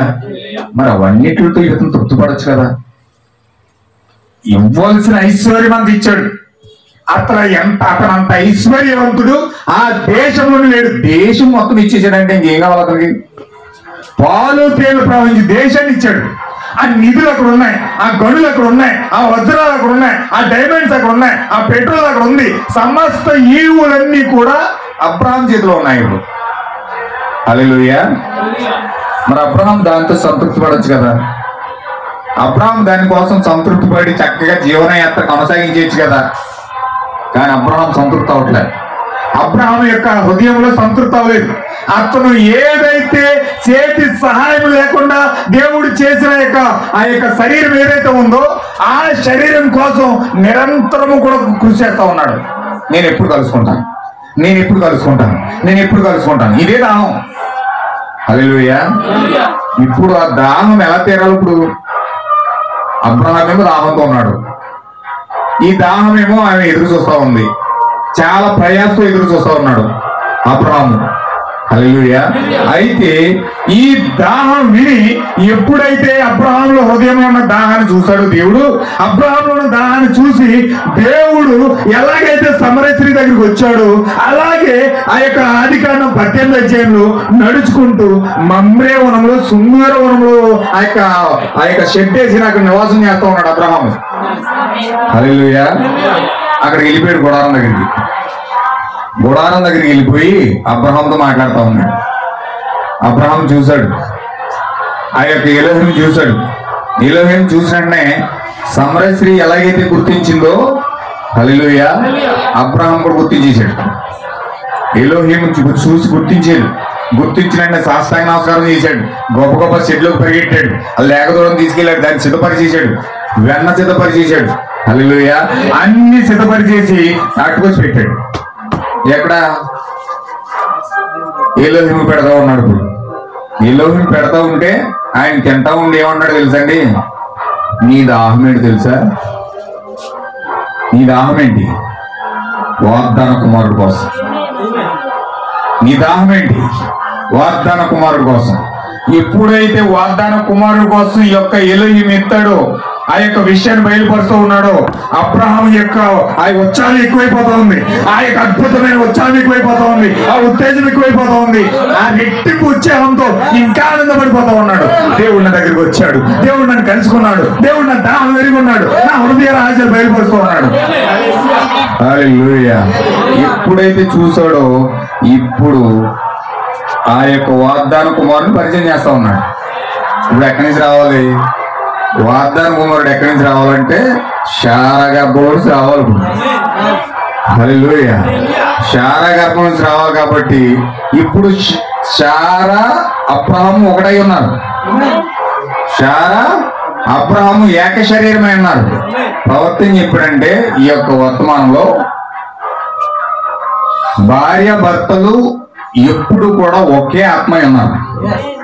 హల్లెలూయా. చూడండి, ఆదాము ఏదైనా తోటలో ఎలా చేశాడండి? స్త్రీని గాను పురుషుని గాను చేశాడు. స్త్రీని గాను పురుషుని గాను చేసి, ఆ స్త్రీని గాను పురుషుని గాను చేసిన తరువాత 2వ అధ్యాయంలో దేవుడు ఏం చేశాడంటే వెముకను తీసుకుని దాన్ని సపరేట్ చేసి కొంత మట్టిని తీసుకుని స్త్రీనిగా నిర్మించాడు. హల్లెలూయా. ఇప్పుడు స్త్రీనిగా నిర్మించాడు కాబట్టి అక్కడ ఏం జరిగిందంటే ఆ యొక్క శరీరాలు వేరు చేశాడు. కానీ ఎప్పుడైతే ఆత్మలో ఉన్న స్త్రీని తీసుకున్నాడు, ఈ స్త్రీ అంతకుముందు ఎక్కడ ఉంది? ఆదాములో ఉంది. ఆదాములో ఆత్మలో ఆత్మ ఉన్నదామె, ఆదాము శరీరంలో శరీరమై ఉన్నామే, ఆదాములో ఎముకలో ఎముకై ఉన్నదామె. హల్లెలూయా. ఇప్పుడు ఈ యొక్క స్త్రీని సపరేట్ చేసి ఎప్పుడైతే స్త్రీగా నిర్మించాడో శరీరం అయితే వేరైంది, కానీ ఈమె ఎవరు? ఆదామై ఉన్నాడు. మిసెస్ ఆదాం, అవ్వ కదా అని పేరు, మిసెస్ ఆదాం. ఇప్పుడు ఈ యొక్క ఆదాము అవ్వలో భాగమై ఉన్నాడు, అవ్వ ఆదాములో భాగమైంది. ఇద్దరు ఏక శరీరమై ఉన్నారు. అందుకే ఆదికాండంలో రాయబడింది భార్య భర్తలు ఇద్దరు ఏక శరీరమై ఉన్నారు. దాన్ని బైబిల్లో ఎకాద్ అని వాడాడు. ఎకాద్ అంటే ఒక్కడే. ఈ యొక్క ఆ యొక్క శరీరంలో ఒకటై ఉన్నారు కాబట్టి అవ్వెంతో ఆదం అంతై ఉన్నాడు, ఆదం ఎంతో అవ్వ అంతై ఉన్నాడు. ఇప్పుడు అబ్రహాం ఎంతై ఉన్నాడో ఆ శారా అంతై ఉంది. హల్లెలూయా. ఇప్పుడు అబ్రహాము గర్భంలో నుంచి ఒక భాగం రావాలంటే శారా గర్భంలో నుంచి వస్తున్నాడంటే ఈ యొక్క భాగం ఎవరు? అబ్రహామై ఉన్నాడు.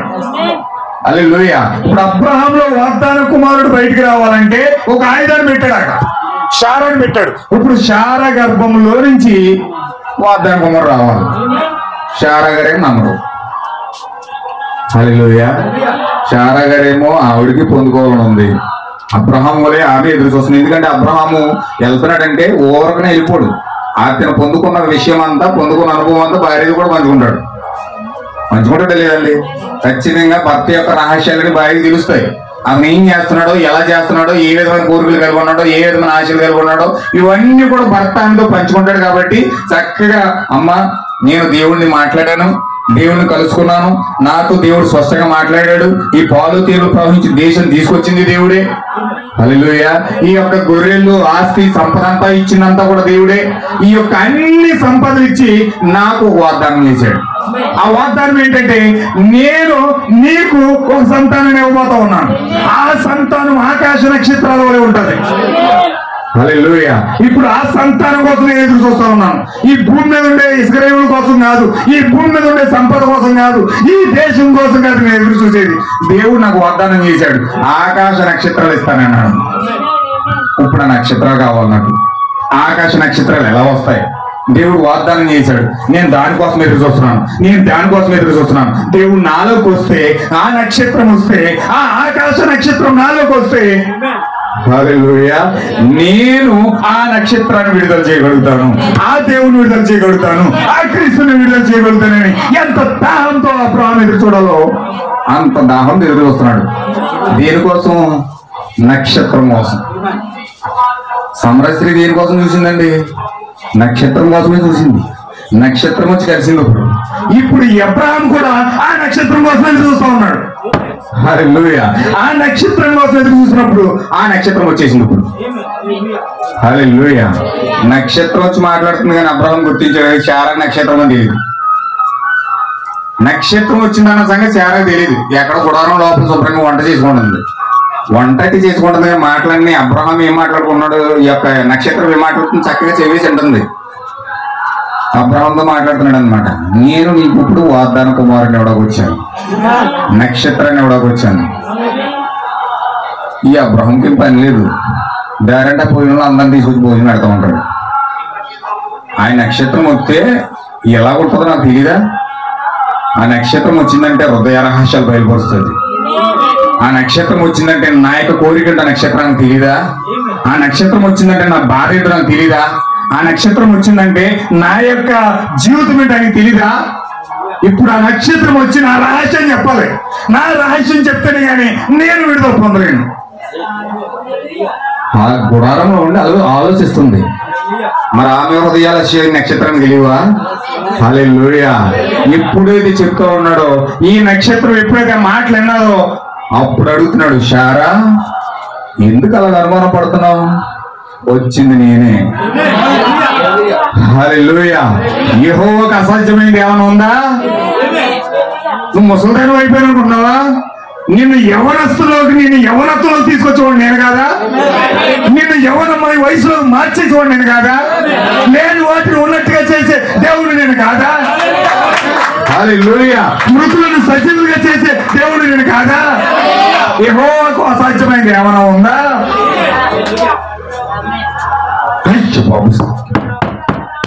గుండెలు బాధపడుతుంది, కంగారైపోతా ఉంది. వచ్చింది నిజంగా నక్షత్రమే, నేనేం ఆలోచిస్తున్నాడో చెప్పేస్తున్నాడు ఆయన. నిజంగా వచ్చింది నక్షత్రమే. వచ్చి సాష్టాంగ నమస్కారం చేసి, ప్రభు అది నవ్వలేదు, నన్ను క్షమించి అంటుంది.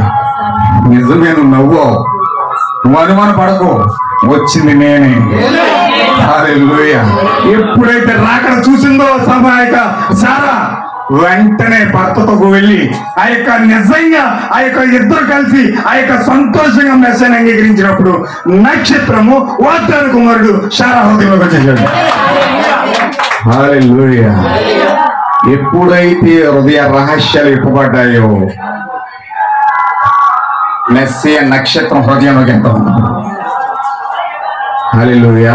ఈ సమరయ స్త్రీ ఎప్పుడైతే వాగ్దానం గుర్తించి ఆ మెస్సియాను హృదయ రహస్యాలు ఎప్పుడైతే తెరిచాడో, ఎప్పుడైతే వాక్యం తెరవబడిందో, ఈ సమరయ స్త్రీ వెంటనే ఆ మెస్సియా నక్షత్రం గుర్తించిందో నక్షత్రం లోపలికి వెళ్ళిపోతుంది. హల్లెలూయా. శారా హృదయంలోకి ఎలాగైతే వాగ్దాన కుమారుడు వెళ్ళాడో సమరయ స్త్రీలోనికి వాగ్దాన కుమారుడు వెళ్ళిపోయాడు. దేని ద్వారా? హృదయ రహస్యాలు తెరవబడడం ద్వారా. హృదయ రహస్యాలు, శారా హృదయ రహస్యం ఎప్పుడైతే బయటికి తీసుకొచ్చాడో శారా హృదయంలో వాగ్దాన కుమారుడు వెళ్ళిపోయాడు. సమరయ స్త్రీ యొక్క హృదయ రహస్యాలు ఎప్పుడైతే బయట తీసుకొచ్చాడో, ఆ నక్షత్రాన్ని ఎప్పుడైతే సమరయ స్త్రీ గుర్తించిందో వెంటనే ఆమె యొక్క హృదయంలోకి మెసేజ్ వెళ్ళిపోయాడు. పరిశుద్ధాత్మ బాప్తిజం ఎక్కడ పొందుకుందామే? హృదయ రహస్యాలు తెరవబడ్డం ఎప్పుడైతే చూసిందో ఆత్మలో వెళ్ళిపోయింది. ఇప్పుడు ఎప్పుడైతే ఆత్మను దర్శించాడో, ఆయన ఆత్మను టచ్ చేశాడో, ఈ ఆత్మ కోసం ఈ ప్రసంగం చేస్తా ఉన్నాడో, ఎప్పుడైతే మర్మాన్ని విప్పుతా ఉన్నాడో, వెంటనే ఆమె ఆ నక్షత్రాన్ని దాటి నక్షత్రాలకు పైగా ఉన్న దేవుని గుర్తించింది. ఇప్పుడు హల్లెలూయా. ఆకాశ నక్షత్రాలకు పైగా ఉన్నవాడు ఎవరండి? ఆకాశ నక్షత్రాలకు పైగా ఉన్నవాడు ఎవరు? కదులుచున్న రాళ్ళు మధ్యలో ఆకాశ నక్షత్రాలకు పైగా ఉండాలని సాతాను ఆశించాడు. లూసిఫర్ ఆలోచించాడు. ఎందుకని? వాడు దేవుడుగా ఉండాలనుకున్నాడు, నక్షత్రాలకి దేవుడుగా ఉండాలనుకున్నాడు. హల్లెలూయా. కానీ ఆ దేవుణ్ణి పక్కనెట్టి, ఆ యుగ సంబంధమైన దేవతను పక్కనెట్టి, ఆ లూసిఫర్ని పక్కనెట్టి, ఆ దేవుడు ఉన్నాడన్న సంగతిని లూసిఫర్ని చూసి ఆ లూసిఫర్ని బయటికి గెంటి, ఈ 5 యొక్క భర్తలు పక్క గెంటి, అవిశ్వాసాన్ని పక్క గెంటి, ఎవరు? ఆరోడు ఎవరు? ఈ ఆకాశ నక్షత్రాల పైగా ఉన్నవాడు. ఈ ఆకాశ నక్షత్రాల పైగా ఉండాలనుకున్నవాడిని ఈ 5 ఇంద్రియాన్ని తోసేసింది. ఈ ఆకాశ నక్షత్రాల పైగా ఉన్న అవిశ్వాసాన్ని తోసేసింది. ఇప్పుడు ఆ 6వ పైన 7వ చూసింది. హల్లెలూయా. ఎప్పుడైతే 7వ చూసిందో, నువ్వు మెస్సయ్యావే. శరీరంలోకి వచ్చిన దేవుడు నీవే, శరీర దైవుడైన దేవుడు నీవే, ఆది యందున్న వాక్యము శరీరంలోకి వచ్చిన దేవుడు నీవే. హల్లెలూయా. ఎప్పుడైతే ముఖాముఖి అనుభవం కలిగి ఉందో, ఇంక స్వయంగా బయలుపరిచేసుకుంటున్నాడు. ఎలా బయలుపరుచుకున్నాడో తెలుసా? నేనే అతన్ని, నేనే ఆయన్ని, నేనే నీ ఎదుకు వచ్చి మాట్లాడుతా ఉన్నాను. ముఖాముఖి అనుభవం కలిగి ఉంది. ఇప్పుడు కళ్ళు పెట్టి మాట్లాడుతూ ఉంది. ఇప్పుడు హల్లెలూయా. ఏం చెప్తున్నాడని దేవుడు చూడండి ఒకసారి. యోహాను సువార్త, యోహాను పత్రిక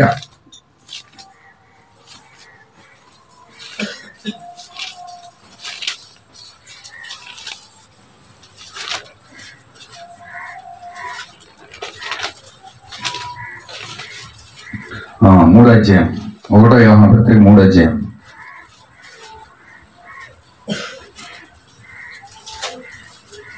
రెండవ వచనం. ఇప్పుడు మనము దేవుని పిల్లలమై ఉన్నాం, మనం ఇంకా ఏమవుదామో అని ఇంకా ప్రత్యక్షపరచబడలేదు గాని ఆయన ప్రత్యక్షమైనప్పుడు ఆయన ఉన్నట్లుగానే ఆయనను చూతుము. హల్లెలూయా. ఎలా చూస్తామండి? ఆయన ఎలాగైతే ఉన్నాడో అలాగే ఆయన చూస్తా ఉన్నామండి. చూడండి, కొరింథీ పత్రిక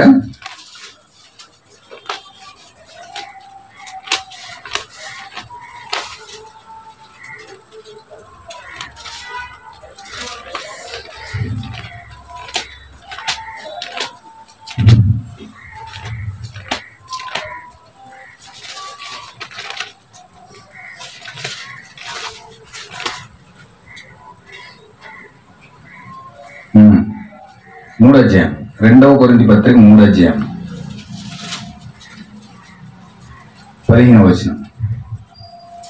నేటి వరకు మోషే గ్రంథము వారు చదివినప్పుడల్లా ముసుగు వారి హృదయముల మీద ఉన్నది గాని వారి హృదయము ప్రభు వైపునకు ఎప్పుడు తిరుగునో అప్పుడు ముసుగు తీసివేయబడును. ప్రభువే ఆత్మ, ప్రభు యొక్క ఆత్మ ఎక్కడ ఉండునో అక్కడ శ్వాస అంటే ఉండును. మనమందరమును ముసుగులేని ముఖముతో ప్రభు యొక్క మహిమను అద్దము వలె ప్రతిఫలింపజేయుచు మహిమ నుండి అధిక మహిమను పొందుచు ప్రభువుకు ఆత్మ చేత ఆ పోలికగానే మార్చబడుచున్నాం. హల్లెలూయా. ఇక్కడ ఏం చేస్తున్నాడంటే, ఎప్పుడైతే ఆ ముసుగు తెరవబడుతూ ఉందో, అవిశ్వాసం అనే ముసుగు తెరవబడుతూ ఉందో, మన ముఖాముఖిగా ఆయన సంధిస్తా ఉన్నాం. హల్లెలూయా. ముఖాముఖిగా ఆయన సంధిస్తా ఉన్నాం. ప్రభువే ఆత్మ, ఆ ప్రభు యొక్క ఆత్మ ఎక్కడ ఉంటుందో అక్కడ స్వాతంత్రం ఉంటుంది. ఆ స్వాతంత్రం ఎప్పుడైతే వచ్చిందో మనం అందరం కూడా ముసుగులేని ముఖంతో ప్రభు యొక్క మహిమను అద్దం వలె ప్రతిబింబించేస్తాం. హల్లెలూయా. అంటే ప్రభు యొక్క ముఖాన్ని ముఖాముఖిగా మనం చూడాలంటే ముసుగు తెరవబడాలి. సమరయ స్త్రీ దగ్గరికి వెళ్ళాడు యేసుక్రీస్తు, ముసుగు తొలగించాడు, ముఖాముఖిగా చూసింది. ఆ యొక్క శార దగ్గరికి వెళ్ళాడు, ముసుగు తీశాడు, ముఖాముఖిగా చూడగలిగింది. హల్లెలూయా. అయితే ఇక్కడ ఏం జరుగుతుందో చూడండి. ఎప్పుడైతే హృదయ రహస్యాలు తెరవబడతాయో అప్పుడు ఆ యొక్క కార్యం అనేది జరుగుతుంది. హల్లెలూయా. నీవెప్పుడు ముఖాముఖిగా దేవుని చూస్తావంటే నీ ముసుగు తొలగించబడాలి. తొలగించబడాలంటే నక్షత్రం రావాలి. నక్షత్రం రాకుండా ముసుగు తొలగించబడదు. ముసుగు తొలగించబడకుండా నక్షత్రం నువ్వు చూడవు. నక్షత్రం నువ్వు చూసిన మరుక్షణము నీవు హృదయ రహస్యాలు తెరవబడతాయి. హృదయ రహస్యాలు తెరవబడిన మరుక్షణము నీ హృదయంలోనికి పరిశుద్ధాత్మ వస్తుంది. హల్లెలూయా. ఇప్పుడు చూడండి ప్రకటన గ్రంథం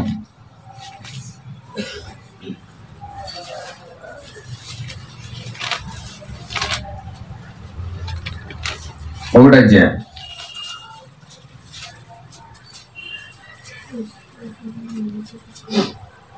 13వ వచనం. తిరుగుగా 7 సువర్ణ దీపస్తంభములు, ఆ దీపస్తంభముల మధ్యను మనుష్య కుమారుని పోలిన ఒకరిని చూచితిని. ఆయన తన పాదముల మట్టుకు దిగుచున్న వస్త్రము ధరించుకొని రొమ్మునకు బంగారు దట్టి కట్టుకుని ఉండెను. ఆయన తలయు తల వెంట్రుకలను తెల్లని ఉన్నిని పోలినవై హిమమంతా ధవలముగా ఉండెను. ఆయన నేత్రములు అగ్ని జ్వాలల వలె ఉండెను. ఆయన పాదములు కొలిమిలో పుటము వేయబడిన వెరయచున్న అపరంజితో సమానమై ఉండెను. ఆయన కంఠస్వరము విస్తార జల ప్రవాహముల ధ్వని వలె ఉండెను. ఆయన తన కుడి చేత 7 నక్షత్రములు పట్టుకొని ఆయన నోటి నుండి 2 అంచుల వాడి అయిన ఖడ్గమొకటి బయలు వెడలుచుండెను. ఆయన ముఖము మహా తేజస్సుతో ప్రకాశించుచున్న సూర్యుని వలె ఉండెను. నేనాయనను చూడగానే చచ్చిన వాని వలె ఆయన పాదముల యొద్ద పడితిని. ఆయన తన కుడి చేతిని నా మీద ఉంచి నాతో ఇట్లనెను, భయపడకము, నేను మొదటి వాడను కడపటి వాడను జీవించిన వాడను. మృతుడనైతిని గాని ఇదిగో యుగ యుగములు సజీవుడనై ఉన్నాను. మరియు మరణము యొక్కయు పాతాళ లోకము యొక్క తాళపు చెవులు నా స్వాధీనములో ఉన్నవి.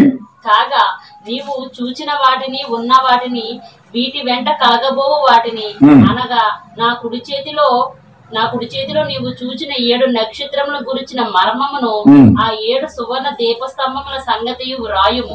ఆ 7 నక్షత్రములు 7 సంఘములకు దూతలు, ఆ 7 దీపస్తంభములు 7 సంఘములు. హల్లెలూయా. ఇప్పుడు ఈ చివరి కాలంలో దేవుడు తన యొక్క వధువుని కలుసుకోవడానికి ఆది కాండంలో శారాన్ని కలుసుకున్నాడు. యేసుక్రీస్తుగా భూమిపైకి వచ్చి శరీరధారిగా భూమిపైకి వచ్చినప్పుడు సమరయ స్త్రీని కలుసుకున్నాడు. హల్లెలూయా. ఇప్పుడు ఆత్మీయంగా దేవుడు తన ఆత్మీయ వధువుని కలుసుకోవడం వస్తా ఉన్నాడు.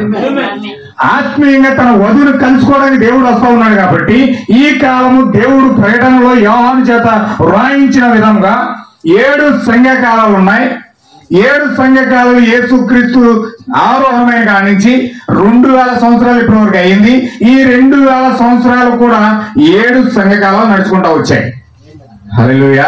ఈ 7 సంఘ కాలాలు వారిగా విభాగించబడ్డాయి. కాబట్టి ఎఫెసు, స్వర్ణ, పెర్గమ, తుయతైర, సార్దిస్, ఫిలదెల్ఫియా, లవోదికియా అని 7 సంఘ కాలాలు కూడా దేవుడు నియమించాడు. కాబట్టి 7 సంఘ కాలాలకి దేవుడు 7 నక్షత్రాలు పంపిస్తా ఉన్నాడు. హల్లెలూయా. ఇప్పుడు 7 నక్షత్రాలు దేవుడు పంపిస్తా ఉన్నాడు. ప్రతి కాలానికి ఒక్కొక్క నక్షత్రం వస్తా ఉంది. హల్లెలూయా. అబ్రహాం దగ్గరికి నక్షత్రం వచ్చింది, యాకోబు దగ్గరికి నక్షత్రం వచ్చింది. హల్లెలూయా. దేవుని పిల్లలు అనబడిన ప్రతి ఒక్కరి దగ్గరికి ఒక నక్షత్రం వస్తా ఉంది. హల్లెలూయా. నక్షత్రం వచ్చి నిన్ను కలవాలి. నక్షత్రం వచ్చి నిన్ను కలిసినప్పుడు నీ హృదయ రహస్యాలు విప్పినప్పుడు అప్పుడు నువ్వు దేవుని గుర్తిస్తావు. అప్పుడు వరకు దేవుని గుర్తించలేవు. హల్లెలూయా. ఇప్పుడు నక్షత్రం ఎప్పుడైతే వస్తా ఉందో హృదయ రహస్యాలు తెరవబడుతూ ఉన్నాయి. ఇప్పుడు ఈ 7 సంఘ కాలాల్లో కూడా దేవుడు ఒక్కొక్క నక్షత్రాన్ని పంపిస్తా ఉన్నాడు. ఎఫెసు సంఘకాలానికి ఒక నక్షత్రం ఉంది, సార్దిస్ సంఘకాలానికి ఒక నక్షత్రం ఉంది, స్వర్ణ సంఘకాలానికి ఒక నక్షత్రం ఉంది, పెర్గమ సంఘకాలానికి ఒక నక్షత్రం ఉంది, ఫిలదెల్ఫియా సంఘానికి ఒక నక్షత్రం ఉంది, లవోదికియా సంఘకాలానికి ఒక నక్షత్రం ఉంది. హల్లెలూయా. ఇప్పుడు నక్షత్రం వచ్చి ఏం చేస్తుందంటే హృదయ రహస్యాలు బయలుపరుస్తూ ఉంది. నక్షత్రం రావాల్సిన అవసరం ఏమన్నా ఉందంటే అది హృదయ రహస్యాలు బయలుపరచబడాలి. నీ హృదయ రహస్యాలు విప్పాలి, నీ పాపాన్ని బయలుపరచాలి. నీ పాపాన్ని ఎప్పుడైతే బయట పెడతా ఉందో అప్పుడు నీవు నక్షత్రాన్ని గుర్తిస్తావు. హల్లెలూయా. ఈ నక్షత్రం ఇది. ఇప్పుడు 7 నక్షత్రాలు దేవుడు పంపిస్తా ఉన్నాడు. ఆ 7 దీపస్తంభాల మధ్యలో అక్కడ మనుష్య కుమారుని పోలిన ఒక వ్యక్తి కనపడతా ఉన్నాడు అక్కడ. హల్లెలూయా. ఈ మనుష్య కుమారుని చేతిలో 7 నక్షత్రాలు ఉన్నాయి. హల్లెలూయా. మనుష్య కుమారుడు కాదండి, అక్కడ ఉన్నది ఎవరు? మనుష్య కుమారుడు కాదు, మనుష్య కుమారుని పోలిన ఒకడు ఉన్నాడు అక్కడ. మనుష్య కుమారుని పోలిన ఒక వ్యక్తి ఉన్నాడు అక్కడ. అక్కడ ఒక వ్యక్తి ఉన్నాడు అన్నాడు, రొమ్ముకు దట్టి కట్టి ఉన్నాడట. రొమ్ము దట్టి కట్టుకునేది ఎవరండి? మగోళ్ళ ఆడోళ్ళ? మగోళ్ళు కట్టుకుంటారా ఆడోళ్ళు కట్టుకుంటారా? ఆడోళ్ళు కట్టుకుంటారు. కానీ ఇక్కడేమో పురుషుడు అని ఒక పక్క చెప్తా ఉన్నాడు, ఒక పక్క ఏమో స్త్రీ అని చెప్తా ఉన్నాడు. పొడుగ్గే చుట్టుండేది ఎవరికండి? స్త్రీకి ఉంటాయి. కానీ ఇక్కడ పురుషుడని చెప్తా ఉన్నాడు, స్త్రీ అని చెప్తా ఉన్నాడు. అంటే ఎందుకు అలా చెప్తున్నాడంటే ఆది కాండము మొట్టమొదటి అధ్యాయము 27వ వచనంలో ఉన్న స్వరూపము ఇక్కడ మనకు కనపడతా ఉంది. హల్లెలూయా. దేవుడు స్త్రీని గాను పురుషుని గాను నా స్వరూపము 7 దీపస్తంభాల మధ్యలో ఉంది. హల్లెలూయా. ఆ 7 దీపస్తంభాల మధ్యలో ఈ పురుషుని గాను స్త్రీని గాను ఉన్న ఒక వ్యక్తి, మనుష్య కుమారుని పోలిన వ్యక్తి యేసు క్రీస్తే తన యొక్క వధువుతో ఉన్నాడు ఇక్కడ. హల్లెలూయా. ఇప్పుడు యేసు క్రీస్తు చేతిలో 7 నక్షత్రాలు ఉన్నాయి. 7 నక్షత్రాలు వచ్చి ఏం చేస్తున్నాయి తెలుసండి? ఆ యొక్క వధువు దగ్గరికి వచ్చి, ఈ యొక్క సంఘ కాలం దగ్గరికి వచ్చి, సంఘం దగ్గరికి వచ్చి, చూడండి ఇక్కడ మనుష్య కుమారుడు ఉన్నాడు, నక్షత్రము ఉన్నది, ఇక్కడ సంఘము ఉంది. హల్లెలూయా. ఈ మనుష్య కుమారుడు నక్షత్రం దగ్గరికి వచ్చి నక్షత్రము ద్వారా హృదయ రహస్యాలు సంఘాన్ని చెప్పాలి. హల్లెలూయా. ఎంతమంది గ్రహిస్తున్నారు? అర్థమవుతుందండి? ఈ యొక్క మనిషి కుమారుడు అనగా ప్రభువైన యేసుక్రీస్తు నక్షత్రం ఎవరు? అబ్రహామే ఉన్నాడు. అబ్రహామే నక్షత్రమై ఉన్నాడు. ఆ నక్షత్రాల యొక్క సంతానం రావాలంటే తండ్రి ఏమై ఉండాలి? నక్షత్రాలకు తండ్రి ఇతను. నిన్ను ఆకాశ నక్షత్రాలు తండ్రిని చేస్తా ఉన్నాడు అంటాడు. ఆకాశ నక్షత్రాలకి ఇతను తండ్రి. హల్లెలూయా. అంటే ఇతను ఎవరు? ఇతను పెద్ద నక్షత్రమై ఉన్నాడు. హల్లెలూయా. నక్షత్రంలో నుంచి నక్షత్రం రావాలి. ఇప్పుడు వాగ్దాన కుమారులో నుంచి వాగ్దాన కుమారుడు రావాలి. హల్లెలూయా. ఇప్పుడు నక్షత్రం ఎవరంటే అబ్రహామే అన్నాడు. అబ్రహాము యొక్క స్వరంలో నుంచి శారా గర్భంలో జీవం వెళ్ళాలి. మనుష్య కుమారుడు ఎక్కడ మాట్లాడుతున్నాడు? ఇప్పుడు ఎలోహిం ఎక్కడికి వచ్చాడు? ఇప్పుడు అబ్రహాంలోకి వచ్చాడు. ఇప్పుడు అబ్రహాములో నుంచి శారాకు హృదయ రహస్యాలు చెప్తా ఉన్నాడు. హల్లెలూయా. అబ్రహాములో నుంచి శారాకు హృదయ రహస్యాలు చెప్తా ఉంటే అప్పుడు అర్థమైంది శారాకి, కంగారు అయిపోయింది. హల్లెలూయా. అంటే ఈ మనుష్య కుమారుడు, ప్రకటన గ్రంథంలో మనుష్య కుమారుడు ఉన్నాడు. నక్షత్రం ఉన్నది 7వ నక్షత్రం. 7వ నక్షత్రం కింద లవోదికీయ సంఘకాలం ఉంది. హల్లెలూయా. లవోదికీయ సంఘం ఉంది. లవోదికీయ సంఘకాలం పెంతుకొస్తు సంఘం. అది లవోదికీయ సంఘకాలం పెంతుకొస్తు సంఘం. అంటే సంఘాలన్నీ దాటుకుంటూ చివరిగా లవోదికీయ సంఘకాలంలో ఏర్పరచబడ్డ సంఘం ఏదంటే పెంతుకొస్తు.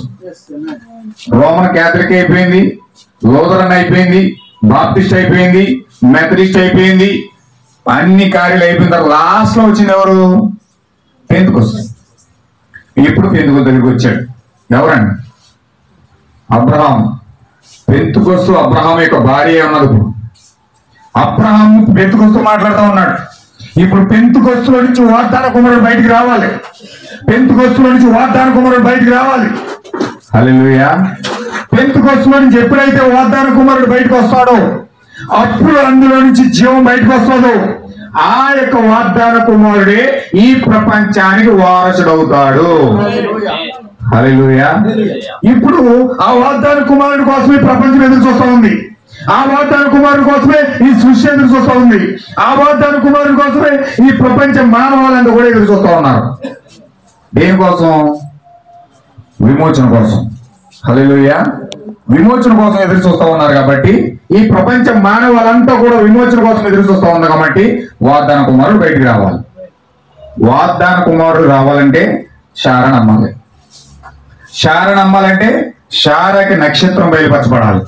నక్షత్రం ఎప్పుడైతే బయలుపరచబడతాదో అప్పుడు ఆ వ్యక్తి ఆ యొక్క వాగ్దాన కుమారుడు బయట తీసుకొస్తాడు.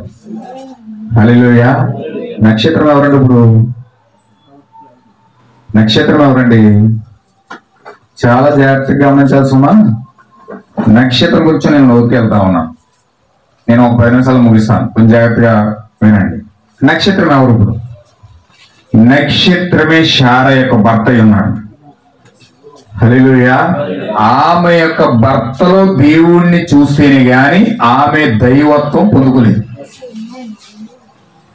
ఒక భర్తలో ఒక స్త్రీ దైవత్వాన్ని చూస్తేనే ఆమె పరిపూర్ణ పరిశుద్ధాత్మ పొందుకొనుటకు ఆమెకు దేవుడు అవకాశం ఇచ్చాడు. హల్లెలూయా. స్త్రీ ప్రసూతి ద్వారా ఆమె పరిశుద్ధురాలు అవ్వాలి. స్త్రీ ప్రసూతి లేకుండా ఆమె భర్తను, ఆమె దైవత్వం చూడకుండా, దైవం ఆ భర్తలు వెతకుండా ఆమె వెళ్ళిపోయినంత కాలము ఆమె ఒక యెజబెల్ అయి ఉన్నది. హల్లెలూయా. చాలా జాగ్రత్తగా గమనించాల్సిన భర్త ఎవరంటే యేసుక్రీస్తు అయి ఉన్నాడు. బైబిల్ ఏం చెప్తుందండి? బైబిల్ ఏం చెప్తుంది? నిన్ను సృష్టించిన వాడు నీకు భర్త అయి ఉన్నాడు. ఇప్పుడు నిన్ను సృష్టించిన వాడు నీకు భర్త గనక, ఆ దేవుడికి, ఆ సృష్టికర్తకి కాళ్ళు లేవు గనక, ఆ సృష్టికర్తకు చేతులు లేవు గనక, ఆ సృష్టికర్తకు బాడీ లేదు గనక, మట్టి శరీరము. హల్లెలూయా. ఇప్పుడు ఆ సృష్టికర్త వచ్చి నీ భర్తలు నివాసం చేయాలి. హల్లెలూయా. ఆ సృష్టికర్త వచ్చి నీకు ఎప్పుడైతే భర్తగా ఉన్నాడో ఆ భర్తలో నుంచి నీవు వాగ్దాన కుమారుని పొందుకుంటావు. ఆ యొక్క భర్తలో ఆ సృష్టికర్త లేకపోతే నీవు ఒక నపుంసకుడివి. ఆ నీవు ఒక భయంకరమైన ఆడంగితనం గలవాడివి. హల్లెలూయా. నీ భర్తలో ఆ యొక్క సృష్టికర్త లేకపోతే నీవు ఒక అనాథవి, నీవు ఒక అనామకురాలివి, నీవు ఒక దరిద్రుడివి, నీవు ఒక దిగంబరాలివి. హల్లెలూయా. దిక్కులేని ఒక స్త్రీ ఎవరైనా ఉన్నారంటే ఆమె యెహోవాను భర్తగా కలిగి లేని ఆ స్త్రీ దిక్కుమాలిన స్త్రీ అన్నాడు బైబిల్లో. హల్లెలూయా. అంటే ఒక భర్త నీ హృదయంలోకి రావాలంటే, దేవుడు నీకు భర్తగా రావాలంటే, నీకు భర్తగా యేసుక్రీస్తే స్వయంగా శిరస్సుగా నీ భర్తలో నివాసం చేయాలి. హల్లెలూయా. నీ భర్తల్లో ఆ యొక్క విశ్వాసము, పరిశుద్ధాత్మ బాప్తిజమము దేవుడు గనక రాకపోతే నీ బ్రతుకు స్మాస్. హల్లెలూయా. అందుచేతనే దేవుడు ఒక క్రమం పెట్టాడు. ఈ యొక్క క్రమం ఎలా ఉన్నదంటే, భార్య భర్త పైన క్రీస్తు. ప్రసంగి గ్రంథం ఉంటది, 3 పేటల తోడు త్వరగా తిరిగిపోదట. ఎందుకని? ఈ యొక్క పేట, ఒక పేట ఏమో భార్య అయితే, ఒక పేట అయితే భార్య అయితే, 3వ పేటగా క్రీస్తు ఉండాలి. అంటే భర్తలో క్రీస్తుని భార్య నడిపించాలి. భర్తలో క్రీస్తు లేకుండా భార్య నడిపిస్తే ఆ భార్య ఒక దరిద్రురాలు, ఒక దిక్కుమాలిన స్త్రీ. హల్లెలూయా. అప్పటి వరకు దిక్కుమాలిన స్త్రీగా ఉంది సారా. ఎప్పుడైతే నక్షత్రం వచ్చి అబ్రహాములకు వెళ్ళిందో ఆమె ఫలించింది. హల్లెలూయా. వాగ్దాన కుమారుడు బయటకు వచ్చాడు. ఎప్పుడైతే ఈ యొక్క సమరయ స్త్రీ భర్తల చేత ఏలబడతా ఉంది కానీ ఆమె ఒక దిక్కుమాలిన స్త్రీగా ఉంది. ఎప్పుడైతే యజమానుడిగా యేసుక్రీస్తు వచ్చాడో ఆమె ఫలించింది. హల్లెలూయా. ఇప్పుడు 7 సంఘకాలలో ఉన్న ఆ లవోదికే సంఘకాలం ఫలించాలి. ఈ లవోదికే సంఘకాలం ఎలా ఉందంటే దిక్కుమాలుగా ఉంది, దరిద్రిగా ఉంది. ఎలా ఉందండి? చాలా భయంకరమైన స్థితిలో పడి ఉంది. అక్కడ చాలా భయంకరంగా దిగంబరిగా ఉంది, వస్త్రాలు లేనట్టుగా ఉంది, శిరస్సు లేదు ఆమెకి. హల్లెలూయా. చూడండి, ఒక వ్యక్తికి శిరస్సు గనక లేకపోతే ఆ వ్యక్తి దిక్కుమాలినతనంతో ఉన్నాడు, దిగంబరత్వంతో ఉన్నాడు. ఖచ్చితంగా ఆ యేసు క్రీస్తుని నీ భర్తలో చూడాలి. హల్లెలూయా. ఆ యేసు క్రీస్తుని నీ పాస్టర్లో చూడాలి. ఆ యేసుక్రీస్తుని నీ ప్రవర్తనలో చూడాలి. నీ ప్రవర్తనలో నీ భర్తను చూసుకోకుండా, నీ పాస్టర్లో నీ భర్తను చూసుకోకుండా, నీ సొంత భర్తలో నీ భర్తని ప్రభు అయిన యెహోవాను చూసుకోకుండా నీ క్రమం అనేది పగిలిపోతుంది. హల్లెలూయా. ఎందుకంటే భర్తే సమస్తానికి ఆధారమై ఉన్నాడు. భర్తే సమస్తానికి నీకు జీవమై ఉన్నాడు. చూడండి, మోషే ఒక క్రమం పెట్టాడు. ఆ క్రమం ఎలా పెట్టాడంటే, ప్రతి వ్యక్తి, పాపం చేసిన వ్యక్తి ఏడాదికి ఒకసారి గొర్రె పిల్లని తీసుకుని ఇత్తడి బలిపీఠం దగ్గరికి వెళ్తాడు. ఎంతమందికి అర్థమవుతుందన్నమాట? కొంచెం జాగ్రత్తగా అర్థం చేసుకోండి. హల్లెలూయా. ఆ పాపి ఒక గొర్రె పిల్లని తీసుకుని ఇత్తడి బలిపీఠం దగ్గరికి వస్తాడు. ఇత్తడి బలిపీఠం దగ్గరికి వచ్చిన తర్వాత ఆ యాజకుడు వస్తాడు. ఇప్పుడు యాజకుడు వచ్చి దాన్ని కోస్తాడు. దాన్ని కోసి ఆ యొక్క రక్తాన్ని పళ్ళెంలో పడతాడు. ఈ పళ్ళెంలో పట్టి ఈ రక్తాన్ని కరుణాపీఠం దగ్గర తీసుకుని వెళ్తాడు. హల్లెలూయా. ఇప్పుడు రక్తాన్ని కరుణాపీఠం దగ్గరికి వెళ్ళి కరుణాపీఠం మీద ఆ యొక్క రక్తాన్ని ప్రోక్షించి తిరిగి తీసుకొచ్చి ఈ వ్యక్తి మీద ఆ యొక్క రక్తాన్ని ప్రోక్షించబడినప్పుడు ఈ వ్యక్తి యొక్క పాపం ఏం జరుగుతుందండి? పాప క్షమాపణ జరుగుతూ ఉంది, కప్పబడతా ఉంది. అంటే తన క్షమాపణ పొందుకోవడానికి ప్రాసెస్ అంతా చేసింది ఎవరండి? ఇతను క్షమాపణ పొందుకోవడానికి అక్కడ నువ్వు ఒక నాయకుడిగా ఉన్న వ్యక్తి ఎవరు? పరిశుద్ధాత్మ అయి ఉంది, పాస్టర్ అయి ఉన్నాడు, నీ భర్త అయి ఉన్నాడు. హల్లెలూయా. ఎప్పుడైతే ప్రాసెస్ అంతా జరుగుతూ ఉందో ఆ యొక్క రక్తాన్ని తీసుకొచ్చి ఈ వ్యక్తి మీద ఎప్పుడైతే చిలకరిస్తా ఉన్నాడో ఈ వ్యక్తి పాప క్షమాపణ పొందుకుంటా ఉన్నాడు. అయితే నీ పాప క్షమాపణ నీ భర్తలో నుంచి రావాలి. హల్లెలూయా. నీ పాప క్షమాపణ నీ భర్తలో నుంచి రావాలి. నీ విడుదల పొందుకోవాలంటే నీ భర్త నుంచి నువ్వు విడుదల పొందుకోవాలి. హల్లెలూయా. వారి భర్త గుర్తించకపోతే, భర్తను గుర్తించకపోతే నీ జీవం ఏది? నీ పాప క్షమాపణ ఏది? నీ యొక్క జీవము నువ్వు ఎక్కడి నుంచి పొందుకుంటావు? హల్లెలూయా. అందుచేత ప్రియమైన దేవుని బిడ్డలారా, ఖచ్చితంగా మనం భర్తను గుర్తించాలి. ఖచ్చితంగా మనం వాక్యాన్ని గుర్తించాలి. ఆ యొక్క వాక్యం గుర్తించడం ద్వారా అప్పుడు వరకు అబ్రహామును ఒక రేలగా చూసింది శారా. అప్పుడు వరకు ఒక బాధ్యతారహితమైన ఆలోచనలో చూసింది ఈ యొక్క శారా. ఆ భర్త యొక్క విలువ తెలియలే, ఆ భర్త యొక్క వాల్యూ తెలియలే. హల్లెలూయా. అసలు భర్త అంటే ఏంటో అందరిలో ఒక మొగడు అనుకున్నాం తప్ప, శారా యజమానులను గౌరవించింది తప్ప ఏదన్నా సమస్య వచ్చినప్పుడు ఒక ఎగతాళి చేయడం మొదలుపెట్టింది. ఇక్కడ నవ్వడం మొదలుపెట్టింది, అవమానించడం మొదలుపెట్టింది. హల్లెలూయా.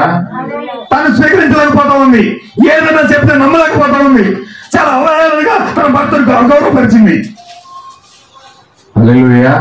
కానీ ఎప్పుడైతే హృదయ రహస్యాలు, ఆమె యొక్క రహస్యాలు బయట పడ్డాయో, ఆమె జీవితాన్ని బయటికి తెచ్చాడు అబ్రాహాము, అప్పుడు భయపడ్డది. గడగడ వణుకుతుంది. ఇప్పుడు ఆమె హృదయంలో తడొచ్చింది. ఇప్పుడు చెమట్లో పడిపోయి ఉన్నప్పుడు, అయ్యో నేను ఎంత పని చేశాను, అయ్యో నేను ఎంత దౌర్భాగ్యమైన పని చేశాను, నా నిత్యజీవాన్ని నేను కోల్పోతున్నాను, నా వాతావరణ కుమారుని కోల్పోతా ఉన్నాను, అయ్యో నా సమస్యను నేను కోల్పోతా ఉన్నాను అని ఎప్పుడైతే పశ్చాత్తాపడిందో, ఎప్పుడైతే రిలీజ్ అయిందో వెంటనే భర్త దగ్గరికి వెళ్ళింది. మోకలేసింది, ప్రార్థన చేయడం మొదలు పెట్టింది, నన్ను క్షమించయ్యా అని. హల్లెలూయా. ఎప్పుడైతే ఆ విధమైన పశ్చాత్తాపంతో కూడిన ప్రార్థన మొదలు పెట్టిందో, తన యజమానిని తన హృదయాంతరంగంలో నుంచి ఎప్పుడైతే పరిపూర్ణంగా అంగీకరించిందో ఆమె నిత్య జీవం పొందుకుంది, వాగ్దాన కుమారుని పొందుకుంది. హల్లెలూయా. ఎంతో మంది తిరిగింది ఆ సమరయ స్త్రీ, ఎన్నో కార్యాలు చేసింది, ఎన్నో అబద్ధాలు ఆడింది, ఎన్నో చీకటి కార్యాలు చేసింది. అప్పటి వరకు ఆమె అసహ్యకరమైన జీవితం అంతా జీవించింది. హల్లెలూయా. ఎప్పుడైతే భర్త వచ్చి కలిశాడో, ఆ నిజమైన ఆత్మీయ భర్త వచ్చి ఆమె కలిశాడో, ఆ యొక్క భర్త మీద ఆమె తెలిసిందో, వెంటనే ఆ పాపపు కొండంతా కింద పడేసి, ఆ పాపపు జీవితం అంతా వదిలేసి, ఆ యొక్క యజమాన్ని గుర్తించి ఇప్పుడు చెప్తుంది, యెహోవా నా కాపరి, ఇంకా నాకేమి వద్దంటుంది. హల్లెలూయా. చూడండి, కొన్ని కోడ్స్ నేను చదువుతాను, జాగ్రత్తగా మీరు నన్ను ఫాలో అవ్వండి. ఓకే. విశ్వాసమే నిజ స్వరూపం అని మెసేజ్ లో చదువుతున్నాను, 72 పేరు. ప్రవక్త ఏలియా, వారు దేవుని వరం అయి ఉన్నారు. వారిలో చాలా మంది అబద్ధ ప్రవక్తలుగా లేచిరి. ఏలియా దినములలో సరిగా అక్కడ అబద్ధ ప్రవక్తలు లేచాను. అయితే దేవుడు ఏలియా ప్రవచనం గురించి సాక్ష్యం ఇచ్చాను. అది దేవునిది అయిన ఎడల దాని గురించి దేవుడు సాక్ష్యం ఇచ్చాను. అక్కడ ఏలియా ఉండేను, మరియు అతడు ఇజ్రాయేలునకు దేవుని వరమై ఉండేను. మీరు అది నమ్ముచున్నారా? ఆయన అహాబుకు కూడా పాస్టర్ అయి ఉండేను. ఆయన యెజబెలుకు కూడా పాస్టర్ అయి ఉండేను. అయితే ఆమెకు అతడు పాస్టర్ అయి ఉండేనను సంగతిని ఆమె ఒప్పుకొనలేదు. చూడండి, అయితే ఆమె ఎక్కడ నివసించుచున్నదో ఆమెకు చెప్పిన మనిషి అతడే అయి ఉండేను. అది యథార్థం. అతడు ఆమెకు కాపరి అయి ఉండేను. ఆమె అతని అసహించుకొనెను. అయితే అక్కడ ఆమె పాపమును తెలుసుకున్నట్లు అప్పటి నుండి అతడు ఆమె కొరకు చేసి దేవుడు ఏర్పాటు చేసిన వరమై ఉండేను. ఆమె అతనిని చూచుటలో విఫలమాయను. నేనేమి మాట్లాడుచున్నానో మీకు తెలియనా? హల్లెలూయా. ఎవరండి పాస్టర్? ఎవరండి ఇప్పుడు పాస్టర్? ఎవరండి? భార్యకు దేవుడు ఇచ్చిన వరం అంట. భర్త ఎవరంటే ఇప్పుడు భార్యకు దేవుడు ఇచ్చిన వరం అయి ఉన్నాడు. ఆ వరాన్ని నువ్వు అగౌరవపరిచావనుకో నీ జీవితం విచ్ఛిన్నమైపోతుంది. హల్లెలూయా. చూడండి, గడియ వచ్చి ఉన్నది అనే మెసేజ్ లో 3వ పేరాలో దేవుడు చెప్తున్నాడు, నేను మీకు రాయుటకు మీకు ఏదైనా పంపించటకు నేను చేయగలిగినది చేయుటకు సంతోషిస్తూ ఉంటాను. మీకు ఎప్పుడైనా వ్యక్తిగత ఉత్తరము నాకు రాయాలని అనిపించినచో దాని మీద వ్యక్తిగత ఉత్తరము రాయండి, మరియు దాన్ని నా సహాయకుడు కూడా విప్పడు. అతను నేను ఇంటికి వచ్చేంత వరకు వేచి ఉంటాడు. ఇప్పుడు అది ఏదైనా మతపరమైనటువంటి ఆలోచనలు అయినచో దానిని నాతో కూడా నా యొక్క సంఘ కాపరితో చర్చించండి. ఏదైనా మతపరమైనటువంటి ఆలోచన అయినచో దానిని నాతో కాకుండా మీ సంఘ కాపరితో చర్చించండి. ఎందుకనగా దానిని చేయుటకు నాకు ఇష్టం లేదు. ఎందుకంటే నేను రోగుల కొరకు ప్రార్థన చేయుటకు ఉన్నాను. మరియు మీరు దానిని మీ యొక్క స్థానిక కాపరి ద్వారా చర్చించండి. ఈ విషయం కానీ ఏదైనా నేను చేయగలిగినచో నేను దాన్ని చేయటకు సంతోషిస్తాను. హల్లెలూయా. ఏదైనా ప్రాబ్లం ఏదైనా ఉన్నదంటే వెళ్ళి సంఘ కాపరితో చర్చించాలి. ఏది సందేహం వచ్చినా, భార్యకి ఏదైనా డౌట్ వచ్చిందనుకోండి వీళ్ళు పక్కింటో నడకూడదు. హల్లెలూయా. పక్కింటో అడిగింది అనుకోండి ఏం చేస్తాడు తెలుసా? అతను ఆమెను తన వసూలు తీసుకోవడం ప్రయత్నం చేస్తాడు.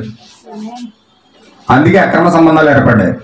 ఈమె బలహీనతలన్నీ తీసుకెళ్లి పక్కింటి పేరు పెట్టామనుకోండి ఏం జరుగుతుంది? వాళ్ళ ఆధీనంలో తీసుకుంటే ప్రయత్నం చేస్తారు. ఇక్కడ ఏం చేస్తుంది? ఈమె భర్తను అగౌరవపరుస్తుంది, భర్తను బానిసలుగా చేస్తుంది, భర్తను కించపరుస్తుంది. హల్లెలూయా. ఏదన్నా ప్రత్యక్షతకు వచ్చినా ప్రవర్తన చెప్తున్నాడంటే ఏదన్నా వాక్యం నీకు బయలుపరచబడినా వెళ్ళి నీ సంఘ కాపరితో దాన్ని చర్చించు. అది బలహీనత అయి ఉండొచ్చు, అది పాపం అయి ఉండొచ్చు, లేకపోతే అది రోగం అయి ఉండొచ్చు, లేకపోతే అది నీ వ్యక్తిగత సమస్య అయి ఉండొచ్చు. అది ఏదైనా నువ్వు కూడా వెళ్ళి సంఘ కాపరితో చర్చించాలంట. నీ బాధలు నీ భర్తతో పంచుకోకుండా వెళ్ళి వాళ్ళతో పంచుకోవడం వల్ల నీకే ఉపయోగం ఉండదు. నీ భర్తతో నీ హృదయంలో ఉన్న సమస్య పంచుకుంటేనే మీ ఇద్దరి మధ్యలో ఒక అండర్స్టాండింగ్ ఉంటుంది. హల్లెలూయా.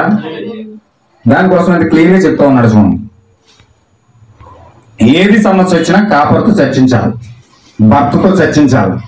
హల్లెలూయా. న్యాయ తీర్పు ద్వారా విమోచన అనే మెసేజ్ లో ప్రభు చెప్తున్నాడు. చూడండి 6వ పేరాలో, ఇప్పుడు అచ్చట ఏదో ఒకటి సంభవించినదని నేను నమ్ముచున్నాను. ఓ అవును, కేవలం ప్రకటించబడి ఇచ్చట ఉన్న నీ సంఘ కాపరి అయిన నీవల్ సహోదరుని నిశ్చయంగా నేను అభినందించుచున్నాను. ప్రభు యొక్క నిజమైన సేవకుడు. ఏదైనా ఒక సంభవం సంభవించిన వెంటనే ఒక నిజమైన కాపరి సమస్తమును గమనించుచు ఉండునని మీరు ఎరుగుతున్నారు. గొర్రెకు ఏదైనా ఒకటి జరగరానిది జరిగిన ఎడల నిజ కాపరియే గొర్రెను సంరక్షించును. ఆ కాపరి దాన్ని కాపాడతాడా? ఒక నిజ కాపరి కానీ జీతం తీసుకుని కూలివాడు ఆపదొచ్చినప్పుడు అక్కడి నుంచి పారిపోవును. అప్పుడు గొర్రెలు చంపబడును. అది నిజమే కదా.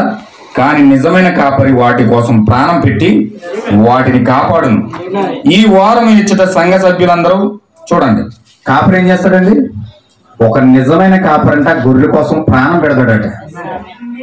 ప్రాణం పెట్టి గొర్రెలన్నిటిని ఆ దొడ్డులో చేర్చి చూడండి, సింహాలకు గాని గేదెలకు గాని మేకలకు గాని, సింహాలు పక్కనెక్కండి, ఈ గేదెలు గాని మేకలు గాని లేకపోతే ఏదైనా జంతువులని ఒక పాకలో పెట్టి వెళ్ళిపోతారు.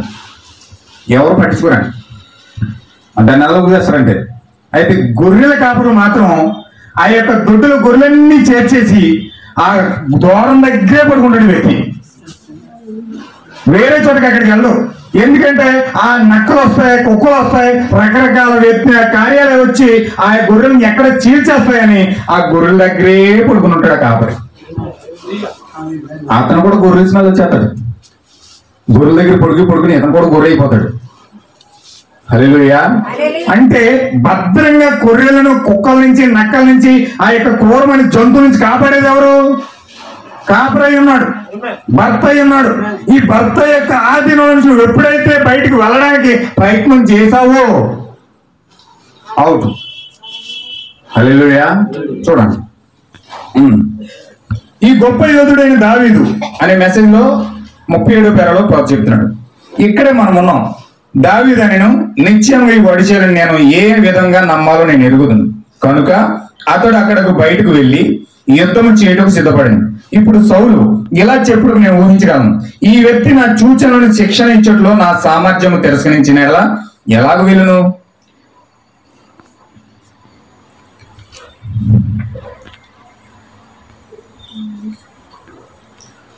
వారు ఒక మిషనరీగా అవుటకు లేదా అది ఏమై ఉన్నప్పటికీ దానికి ముందు ఏ రకమైన కవచాలు వారు కలిగి ఉండవలసినది.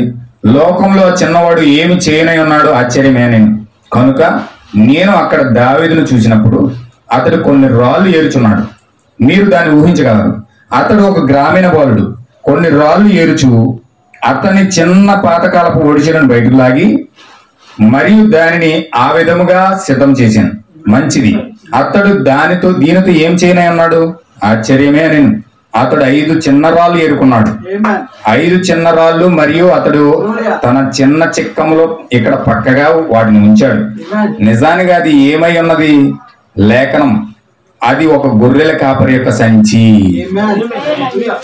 హల్లెలూయా. ఇంకే దావీదు యొక్క నడుములో ఉన్న సంచి ఏంటండి? అది గొర్రెల కాపరి సంచి. ఆ సంచిలో ఎవరున్నారు? యేసుక్రీస్తు ఉన్నాడు. 5 రాళ్ళు వెళ్ళాడు.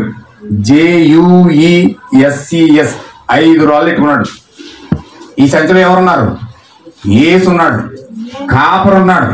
ఆ నిజమైన కాపరి ఆ రాడ్ ఎప్పుడైతే ఇచ్చాడో ఆ రాడ్ ఎట్టుకెళ్ళి ఒక స్ట్రైట్ గా శత్రువు యొక్క నసలను కొట్టినాడు కింద అక్కడ.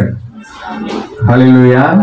అంటే నీ శత్రువును జయించాలంటే, నీ శత్రువును పడగొట్టాలంటే నీ చేతిలో జీసస్ ఉండాలి, నీ సంచిలో జీసస్ ఉండాలి, నీ హృదయంలో కాపరి ఉండాలి. హల్లెలూయా. ఈ విషయాలన్నీ సమరశ్రీకి ఎప్పుడైతే చెప్పాడో అంటే కాపరి అవసరం చాలా ఉంది, భర్త అవసరం చాలా ఉంది. ఇప్పుడు నాకు భర్త కావాలి. గొప్ప బలమైన దాహం ఎప్పుడైతే ఆమె కలిగిందో, నేను శత్రువుని జయించాలంటే భర్త కావాలి. హల్లెలూయా. నేను రోగాన్ని జయించాలంటే భర్త కావాలి. నేను కుటుంబాన్ని కట్టుకోవాలంటే భర్త కావాలి. నా జీవితాన్ని కట్టుకోవాలంటే భర్త కావాలి. నన్ను నక్కల నుంచి, సింహాల నుంచి, ఆ యొక్క క్రూర జంతువుల నుంచి కాపాడబడాలంటే కాపరి కావాలి, భర్త కావాలి. ఈ విషయాలన్నీ ఎప్పుడైతే ఈ యొక్క సమరశ్రీ గ్రహించిందో వెంటనే భర్త వాల్యూ అప్పుడు అర్థమైంది ఆమెకి. హల్లెలూయా. అబ్రహాము విలువ ఎప్పుడు తెలిసిందంటే శారమ్మకి ఎలోహిం వచ్చిన తర్వాత. అప్పటి వరకు చాలా బాధలు పడిపోయింది పాపం. ఎన్ని ఆలోచించి తెలిసింది అబ్రహాంకి ఆపోజిట్ గాని పెళ్లి కూడా చేసేసింది ఇంకొక ఆమె తీసుకొచ్చి. అంత వ్యతిరేకంగా ఆలోచించింది. దెబ్బలు పెట్టేసుకునే రోజు ఫైటింగే. కానీ ఎప్పుడైతే ఎలోహిం ఆ గృహంలోకి వచ్చాడో అప్పుడు ఆమెకి ఆ భర్త విలువ తెలిసింది. హల్లెలూయా. నీ జీవితం కూడా, నీ హృదయంలో కూడా నీ భర్త రాకపోతే, నీ భర్తను గుర్తించకపోతే, నీ కాపరిని గుర్తించకపోతే, నీ యొక్క ఇంట్లో నీ భర్తను గుర్తించకపోతే, ఆ దైవత్వాన్ని చూడకపోతే నీ జీవితం కూడా ఆ విధంగానే ఉంటది. ప్రతి చీటీ మాటికి దెబ్బలాటే, ప్రతి కని దరికినే ఆవేశపడిపోవడమే, ప్రతి దానికి కూడా కంగారు పడిపోవడమే, ప్రతి దానికి కూడా ఆవేశపడిపోవడమే. నీకు భర్త విలువ తెలియలే, నీకు ఆ యొక్క దాహం ఏంటో నీకు తెలియలే. ఆ యొక్క గౌరవించే విధానం ఏంటో నీకు తెలియలే. ఏదో అనుకున్నావు తప్ప ఆ భర్త అంటే ఏంటో నీకేం అర్థం కాల. కానీ ఎప్పుడైతే ఆ యొక్క ఎలోహిం ప్రత్యక్షత చాలా పొందుకున్నదో అప్పుడు వాల్యూ ఏంటో అర్థమైంది. ఈ సమర స్త్రీ ఎప్పుడైతే 7వ కలిసిందో అప్పుడు తన భర్త విలువ ఏంటో అర్థమైంది. హల్లెలూయా. అప్పుడు ప్రార్థన చేయడం మొదలు పెట్టింది శారా. నన్ను క్షమించు ప్రభువా, చాలా పొరపాటు చేశాను, నేను చాలా తప్పిదం చేశాను. ఏమండి, నా పొరపాటు వల్లనే ఇస్మాయిల్ వచ్చాడు. దయచేసి నేను చాలా బాధపడుతున్నాను, చాలా ఇబ్బంది పడుతున్నాను. దయచేసి ఇస్మాయిల్ పంపించేయండి, ఇస్మాయిల్ పంపించేయండి. వాళ్ళ ఆ యొక్క భార్యను కూడా, ఆ యొక్క ఆగాన్ని కూడా పంపించేయండి. నేను నా స్థానంలోకి వచ్చేస్తాను, నన్ను క్షమించండి. నేను ఇప్పటి వరకు మీకు భార్యగా ఉండలేదు, ఆ ఆగారే మీ భార్య, సమస్య ఆవిడే చేస్తుందని ద్వేషించి నేను ఒక నిస్సహాయ స్థితిలోకి వెళ్ళిపోయాను. నన్ను క్షమించండి, ఆగారిని తన కుమారుని పంపించేయండి. ఇప్పుడు నేను ఆ స్థానం తీసుకుంటాను. హల్లెలూయా. ప్రాధేయపడుతుంది ఇప్పుడు శారా, ఏడుస్తూ ఉంది, బాధపడతా ఉంది, నొచ్చుకుంటా ఉంది. ఎప్పుడైతే ఈ యొక్క శారా పశ్చాత్తాపడుతూ ఉందో, ఎప్పుడైతే ఏడుస్తూ ఉందో, ఎప్పుడైతే ఆ స్థానంలోకి వస్తూ ఉందో, వెంటనే అబ్రహాం ఏం చేయడు తెలుసండి, ఇస్మాయిల్ని తన భార్యను కూడా తీసుకుని వెళ్ళి పంపించేశాడు. హల్లెలూయా. నీవు ఎప్పుడైతే నీ గృహంలో, నీ భర్తలో, నీ యొక్క హృదయంలో దైవత్వాన్ని గుర్తిస్తావో అప్పుడు ఇస్మాయిల్ అయిన సాతాను, అవిశ్వాసము నీ హృదయం నుంచి బయటికి వెళ్తుంది. అప్పటి వరకు నీ విశ్వాసం నీ అవిశ్వాసం నీదే, నీ బాధ నీవే, నీ ఆలోచన నీవే, నీ టెన్షన్ నీవే, నీవు పడే బాధ అంతా పడుతూ ఉంటావు, వాక్యం అంటావు. కానీ ఎలోహిం యొక్క ప్రత్యక్షత, యేసు క్రీస్తు యొక్క ప్రత్యక్షత నీ హృదయంలోకి ఎప్పుడైతే వస్తుందో, ఆ భర్తను ఎప్పుడైతే నువ్వు గుర్తిస్తూ ఉన్నావో, ఆ నక్షత్రాన్ని ఎప్పుడైతే నువ్వు గుర్తిస్తూ ఉన్నావో, ఆ దూతను ఎప్పుడైతే నీ జీవితంలో గుర్తిస్తూ ఉన్నావో, నీలో ఉన్న ఇస్మాయిల్ బయటకు వెళ్తాడు, నీలో ఉన్న ఆగర్ బయటకు వెళ్తాడు. హల్లెలూయా. అప్పుడు నీవు వాగ్దాన కుమారుని పొందుకోవడానికి అర్హురాలు అవుతావు. నీ యొక్క పరిశుద్ధాత్మ బాప్తిజం నీ హృదయంలోకి రావడానికి అర్హురాలు అవుతావు. హల్లెలూయా. ఖచ్చితంగా దేవుడు అట్టి స్థితిలోనికి మనం నడిపించాలని మనం ప్రార్థన చేద్దాం. దేవుడి వాక్యం దీవించును గాక. అందరూ లేచి నిలబడండి, చిన్న ప్రార్థన చేసుకుందాం.